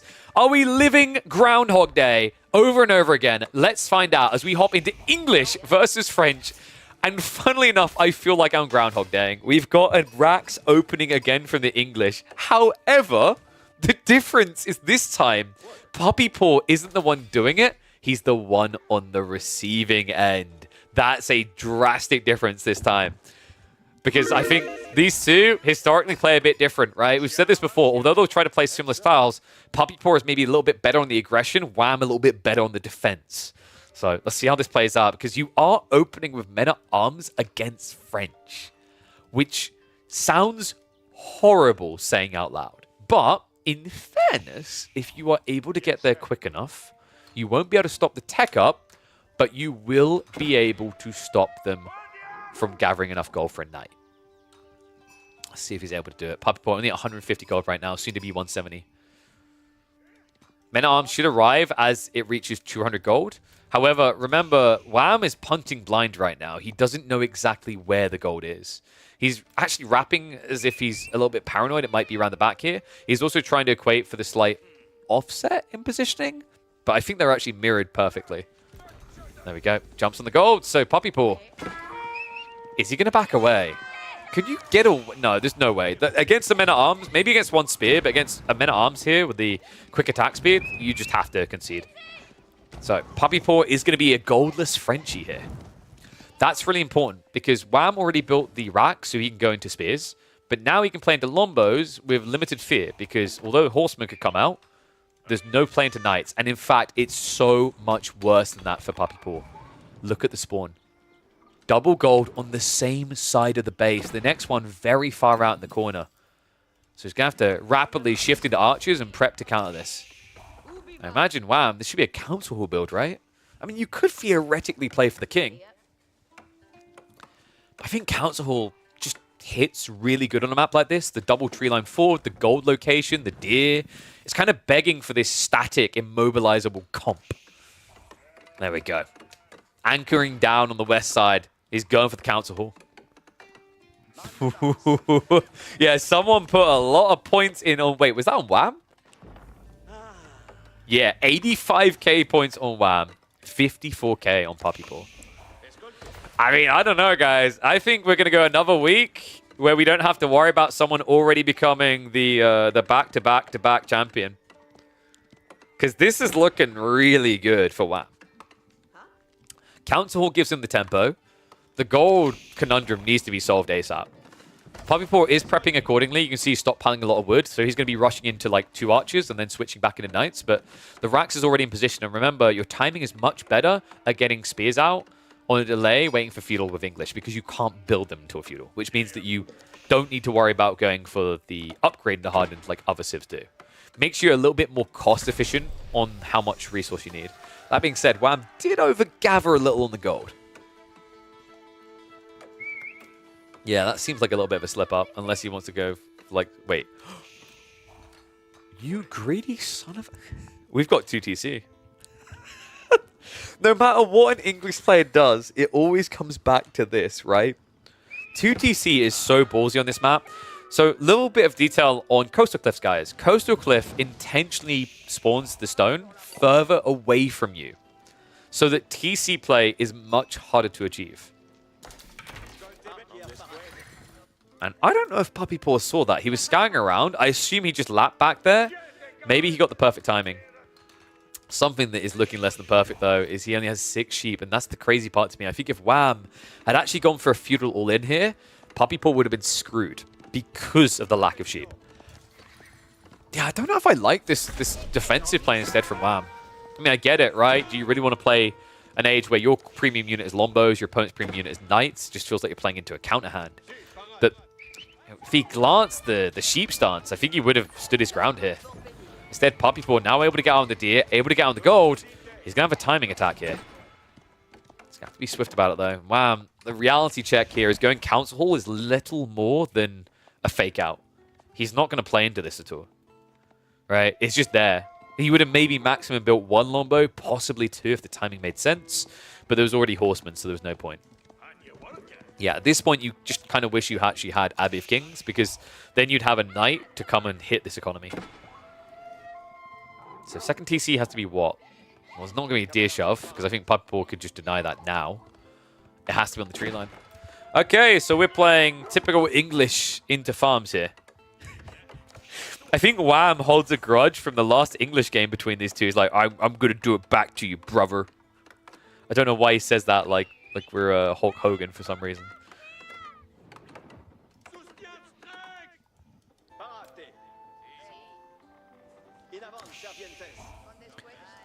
Alright, what do you think, guys? 1s if you think English OP and they're going to win this. 2s if you think Puppy Paw French is something special and he's taking it home. We're a few minutes in. We can start to see the developing plans here. The question now is whether Puppy Paw can get enough together to break this fast enough. Funnily enough, Puppy Paw, of course, already with an eco lead, courtesy being French. So it's going to take a little bit longer for the English to kind of eke back into this from an economical standpoint, feeling like they have an edge, because they have to add in farms, they had to build the TC, they're spending more to produce villages, and of course they're already behind. And also the gathering rates, right? Like, to get your better gathering, you want to be into farms quickly. You don't really want to be on the sheep for too long. You know, the reality is once you have the mill and the farm set up, you get that 20% buffer, which makes you comparative to survival techniques. Deer. Which we should have, yeah. So Puppy Paw is kind of mirroring the eco value. In fact, he's exceeding it. And wait, we've got a fast castle French build. That's kind of cool. This is a really annoying civ to break into. Like, I've been very vocal about this. I think network of castles fundamentally needs to be changed. It shouldn't be a permanent aura of 20% attack speed when you're near your outpost, your TCs. This is why Puppy Paw is going for age 3. Trying to end this on age 2 feels like you're just climbing uphill, right? You're climbing uphill without a harness, or climbing up mountain rather without a harness. It's dangerous, and it backfires quite often. Just because you watched a certain famous Alex do it, doesn't mean everyone can climb without a harness. Right? Most of us in that situation would fall, and that's how it feels being against the English. I've seen way too many times people try to dive in and they just die. They lose their entire advantage. So Guildhall on the way, very early. This is going to give them a pivot point about 12, 15 minutes down the line to try and play immediately into Imp if necessary. Meantime, Knights Horsemen are going to be able to raid in. First blood drawn. At least when it comes to economy. So funny thing is, like, I love climbing, and I still haven't watched Free Solo from start to finish Townhouse. I've seen parts of it. I still need to sit and watch the entire thing. If you guys have not seen Free Solo, based on the parts I've seen, highly recommend. It's insane. You think this mountain is high? Wait until you see the one he climbs. And we've got Puppy Paw adding in Raxes on the mid-map. He loves doing this. We've seen this earlier in the series. He's a really big fan of just having these forward production buildings. And it makes sense in this matchup with the tech up. He's going for a men-at-arms timing. So this has to be Blacksmith Undermesh, right? Yeah, already queuing up tier 1. He'll want tier 2. Villagers are going to be moving up for the ball. He knows that Wham isn't coming out anytime soon. Wham, in fact, is building into men-at-arms. A bit intriguing, but that means he knows. Yeah, he just scouted out. He knows that it's men-at-arms coming. I think he was prepping MAA even before he saw this, though. Maybe he saw the villagers walking out, but this is... I feel like this is just... They've played this out before and seen this build, and Wham knows that the counterplay is to build his own men-at-arms. Sure, they're not going to be as good as Castle MAA, but with the attack speed buffer as well, and production advantage over time, they'll hold back the tide. At least in theory. Let's see if it works out in practice.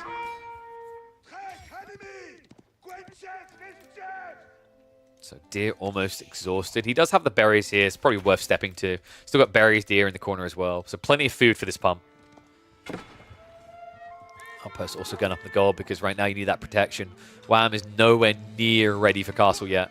Still adding in additional farms. In fact, not even able to add them too aggressively on the forward here.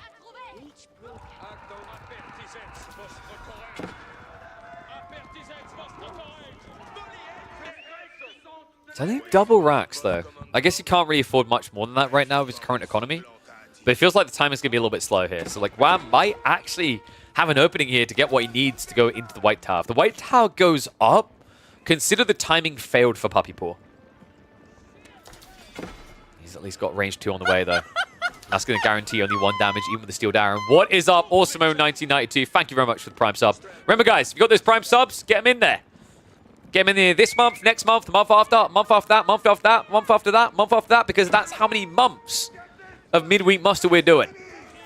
Actually, I think I might have missed 1 month after that. And at arms in the wrong position, though. Puppy Paw needs to be very careful. What he's trying to pull off here is kind of comparative to a Burgrave Rush timing. You have to be very specific. You have to be very on point. You wait a little bit too long, too late against the White Tower Rush. You go too soon, dead. And looks like he feels this ready to go. Dives in. And at arms, Lombo's trying to hold in the choke point. Villagers on the backside are going to get outed up here. There's a few knights in the mix, and those have also been veteraned up. Spear count is not looking good. Wham pivoted it into men-at-arms, remember, so he doesn't have actually a good defense against a handful of knights here. And they're going to take advantage of that. Dive onto the backside of the archer formation. Spears are coming in. And that gives way. Men-at-arms able to break through here. Wham still having the military quantity, but most definitely not the quality. Double TC Fire is doing a decent job of reducing the MAA count, though. Puppy Boy needs to keep that pump going. Double men-at-arms production is still underway. It's a lot of idle time. Right now, Wham is going a bit stagnant here. Knights finding additional villagers. Men-at-arms just whittling away the forces. Great pinch there. Every single little move like this counts if Wham wants to hold. And can you please attack? We're not here for treadmills, mate. We're here to win a war. I think he held. Puppy Paw, does he do it? I don't want to say he has to pull the Guildhall resources. I mean, he does have relic grabbing coming behind this, right? So maybe his real objective was relics after all. It felt like he went a little bit too soon there. But if the intent was always relics, it makes sense. I feel like if this was always the intent, though, you didn't have enough pump, enough delay here. Wham now marching out. However, when he sees the new line of men-at-arms, he will likely think twice here. That out of time stung him, remember. He wasn't gathering with practically his whole economy, so Castle Age still feels like a distant dream for the English player here. I mean, just look how sad it is. The only reason these men-at-arms die is once you reach the TC, the primary has 9 damage on its shot, and it shoots twice. That is why, like any other Civ in that same situation, these men-at-arms kill you. But it's the 9 damage times 2, right? So you're taking 6 damage from the TC every under 2 seconds. It's really strong. An obnoxious thing that really only the English get. China TC smiles. The difference with Chinese TC is it attacks less frequently. And also you don't give your entire remaining army an attack speed buffer, so they suck less. Knights and men-at-arms are running around. The Knight just needs to start attacking Eco. The problem is the Spears keep chasing. However, look at the military advantage now. Puppy Paw. This is a thin line he's taking. But right now, it's looking feasible. Good sneak out here. Wham. Realizing that the base isn't safe, he's spreading wide. Caw-caw, like a bird with its wings. Only thing he can really do in this position. Fighting the army directly has caused an immense amount of fatigue. He's down to just 8 military units. And not just that, Puppy Paw is going into Arbaletrie. Interesting choice here, but quick kill to men-at-arms, ranged unit that has Pavis. We mentioned that the ranged armor is problematic, and wow, that is it. He saw the next wave. He knew he can do it.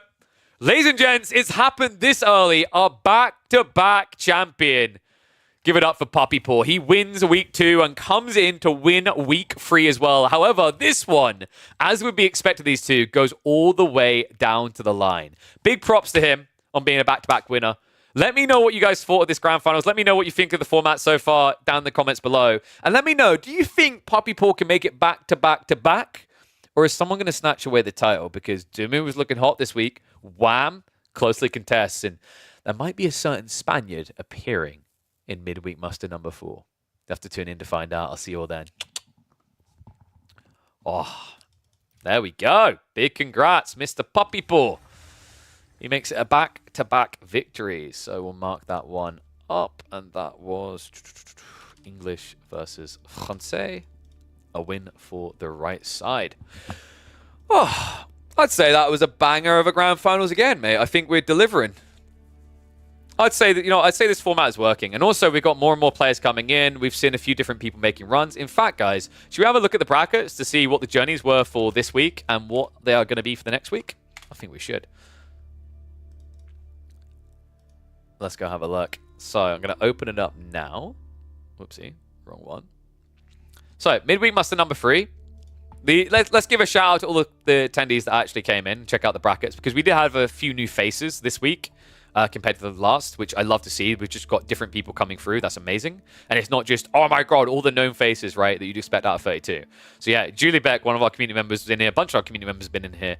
But we had some really cool series, like Puppy Paw came close down to the line. If you guys didn't see the Mia Micah series, go back through the VODs and find that. That was incredible. Mia Micah dismantled Puppy Paw in game number 1 with the assistance of a wolf. He looked like he might actually take the series, which would have changed everything, of course. But Dumu's series on Tuesday up against Puppy Paw was incredible and worth witnessing. Anatan not quite able to eke it out over Wham, but improvements coming. I'm sure we're going to be seeing more of him. Cat also almost able to trip up Wham with that 2-1. Cat had a great start to that series, right? So we have some different names shuffling a little bit deeper. And now, if we go have a look at Midweek Muster number 4, we start to paint a picture of what's coming up here. Because the brackets shouldn't drastically change here. There should be only one change, and it was based on Puppy Paw and Wham as to who would win. It would change their seating position. But I think, have we got brackets live stream? We should. Yeah, that's right here. That's a lot of clicks to get there. But yes, so it looks like, I think this is going to hold then. Puppy Paw versus Road. We're going to have Scatbrained versus Dragavan. That's a new matchup. I don't think we've had that one so far. Krakeni's going up against Xlav. Remember, Xlav is the Order of the Dragon specialist, waiting for the moment where OTD finally gets buffed. We've got Kiljadi up against Trakor. Trakor, a very talented player. That's going to be an interesting one to see. Louis MT, I think that might be a rematch against Knock Knock. I'm trying to remember. But I feel like that one, like Knock Knock has been improving quite a lot in the last year. Anatan versus Zoka Problem. That's a new name. I haven't seen that person before, so looking forward to seeing the new face. Deniski is going up against Elyona in the early round, and that also means that Elyona is not going to have the Kiljadi affair by the round of 16. This is proof the format is working. Different players shuffling in, things changing, right? The way that we seed as well is based, and invite is based partially on tournament ranking, but also partially on your ladder ranking on the particular season. So it means that you don't just have to have the situation where for 15, 20, 30 weeks, you keep getting Marine Lord in the first round, right? Instead, you can get Beastie. No Marine Lord Beastie right now. I think Marine Lord said he might start signing up to them in a little bit. But, we're going to have, Elyona versus Deniskia. Wham is going up against Hosen. There you go, mate. Hosen, if you beat Wham, you essentially are just going to be in the grand finals. So, there you go. That's the thought process right now. Core versus Gully Deckle is going to be a fun one to watch. Liquid Dumu up against Sinvexor. I haven't seen Sinvexor before, so that'll be a fun one. Stopper's going to return against Cat again. So that is going to be happening. I think that was That might have been second round, or maybe it's first this week. But that was an insane set. If you guys remember, that was the Scarguard game where Cat just couldn't seem to close on Stopper. Stopper just refused to die, right? It was more like a cat versus a cockroach. Then you have Vortex versus Mjertikla. Myriad versus Miyamika is a new one as well. We've got B up against Rivtor, and then finally Sassy up against Bit Cousin. So those will be our participants for this week. Make sure that you confirm that you're in, guys. Make sure you start planning out your series, because you are able to do so and play them from 1 p.m. tomorrow. And I will be live from 1 p.m., maybe 1:30 p.m., because my tech conference finishes about 1, so we'll aim to be live either at 1 p.m. UK time or about 1:30 p.m. UK time, aka 2 p.m., 2:30 p.m. CET. Oh no, versus Louis again? Dude, you got this, Anatan. What's the problem? I mean, you haven't had Louis every week, right? Where are you? Yeah, dude, like you haven't got him until the quarterfinals. Chill. Why are you being like that, Anna? You should be more worried about Alyona and Deniska. Don't forget Zocca problem. Also, bro, you got to do Voldemar and Mahoda like that? Knock knock? You never know, mate. You never know. Pay out your money. I might hold it and then just live off of the savings. All right, there we go. All right. So, I'm wondering, is there anything else to do now? Or is that going to be it?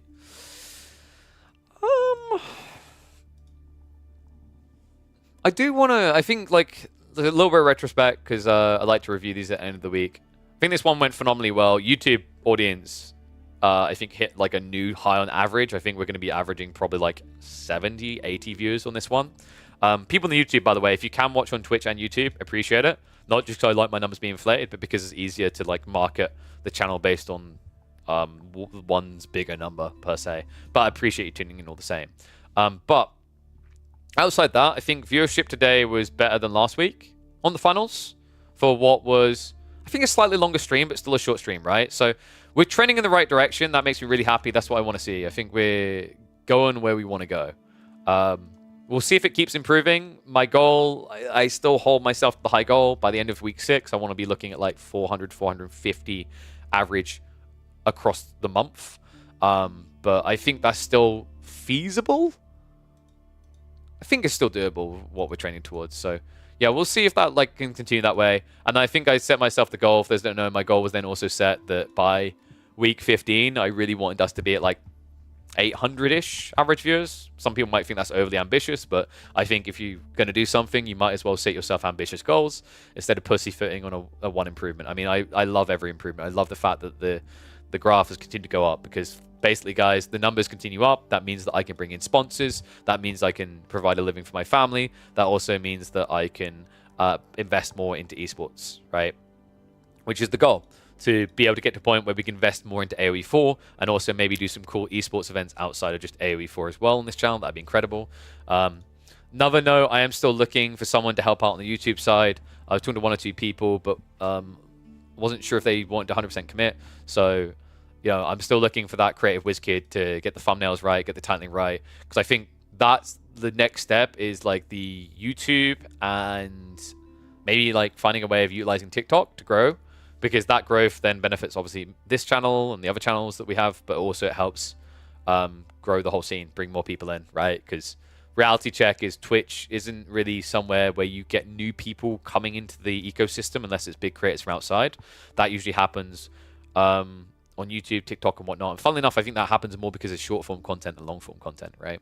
Because you already have to be kind of committed to the game to sit down and watch a 40-minute game, right? Like, so, yeah. Definitely want to find someone that is interested in taking that the distance, because my plans are ambitious and big, and they start at AoE4 and they'll blow it beyond. Hire someone from Asia's Economical? Maybe. But yeah. Willing to talk to someone about finding the right solution, whether it's a paid gig or some sort of rev share type thing, to figure those things out. Because yeah, I think there's a lot of potential there. I've always said I love doing the on-screen stuff, and I'm really good at doing the on-screen stuff. You know, like self-fire myself and pat myself on the back, and maybe I sound big-headed. I kick ass at the on-screen stuff, and I know I do. Even the planning of what we're gonna do.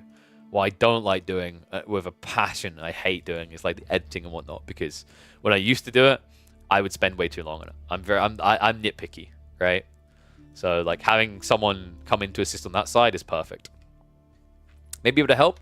Reach out to me, !Mark Discord, and then ping me, and like, yeah, I'm willing to hear from people, and we can figure something out that works.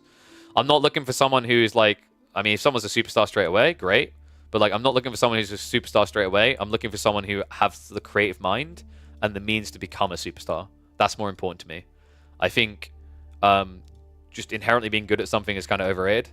Like the way I compare it is, you know, when you have that friend who's really good when like picking up new games all the time, but then you have that guy that grinds like 40 hours a week and becomes insane.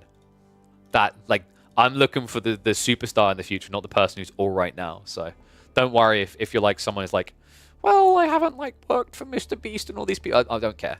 I want someone who's got like a vision, someone who's got a creative mind. That's what I want to work with. And I know we can build this into something really big, something that won't just provide me a living, provide you a living. Like my goal has always been, as we grow and as I can afford it, bring in new members to the team, build a core team of people with competencies, because I know what I do well, and I want people who do other things well, because that is a big win all around. All right, guys. So with that in mind, I think YouTube, I'm going to love you guys and leave you. Mwah. Thank you very much. Appreciate you guys tuning in. YouTube, make sure you're tuning in tomorrow by 1:30 p.m. UK time, 2:30 p.m. CET. I'm going to hang with Twitch for 2 or 3 more minutes before we end. So hop across there if you want, or otherwise I'll see you guys tomorrow.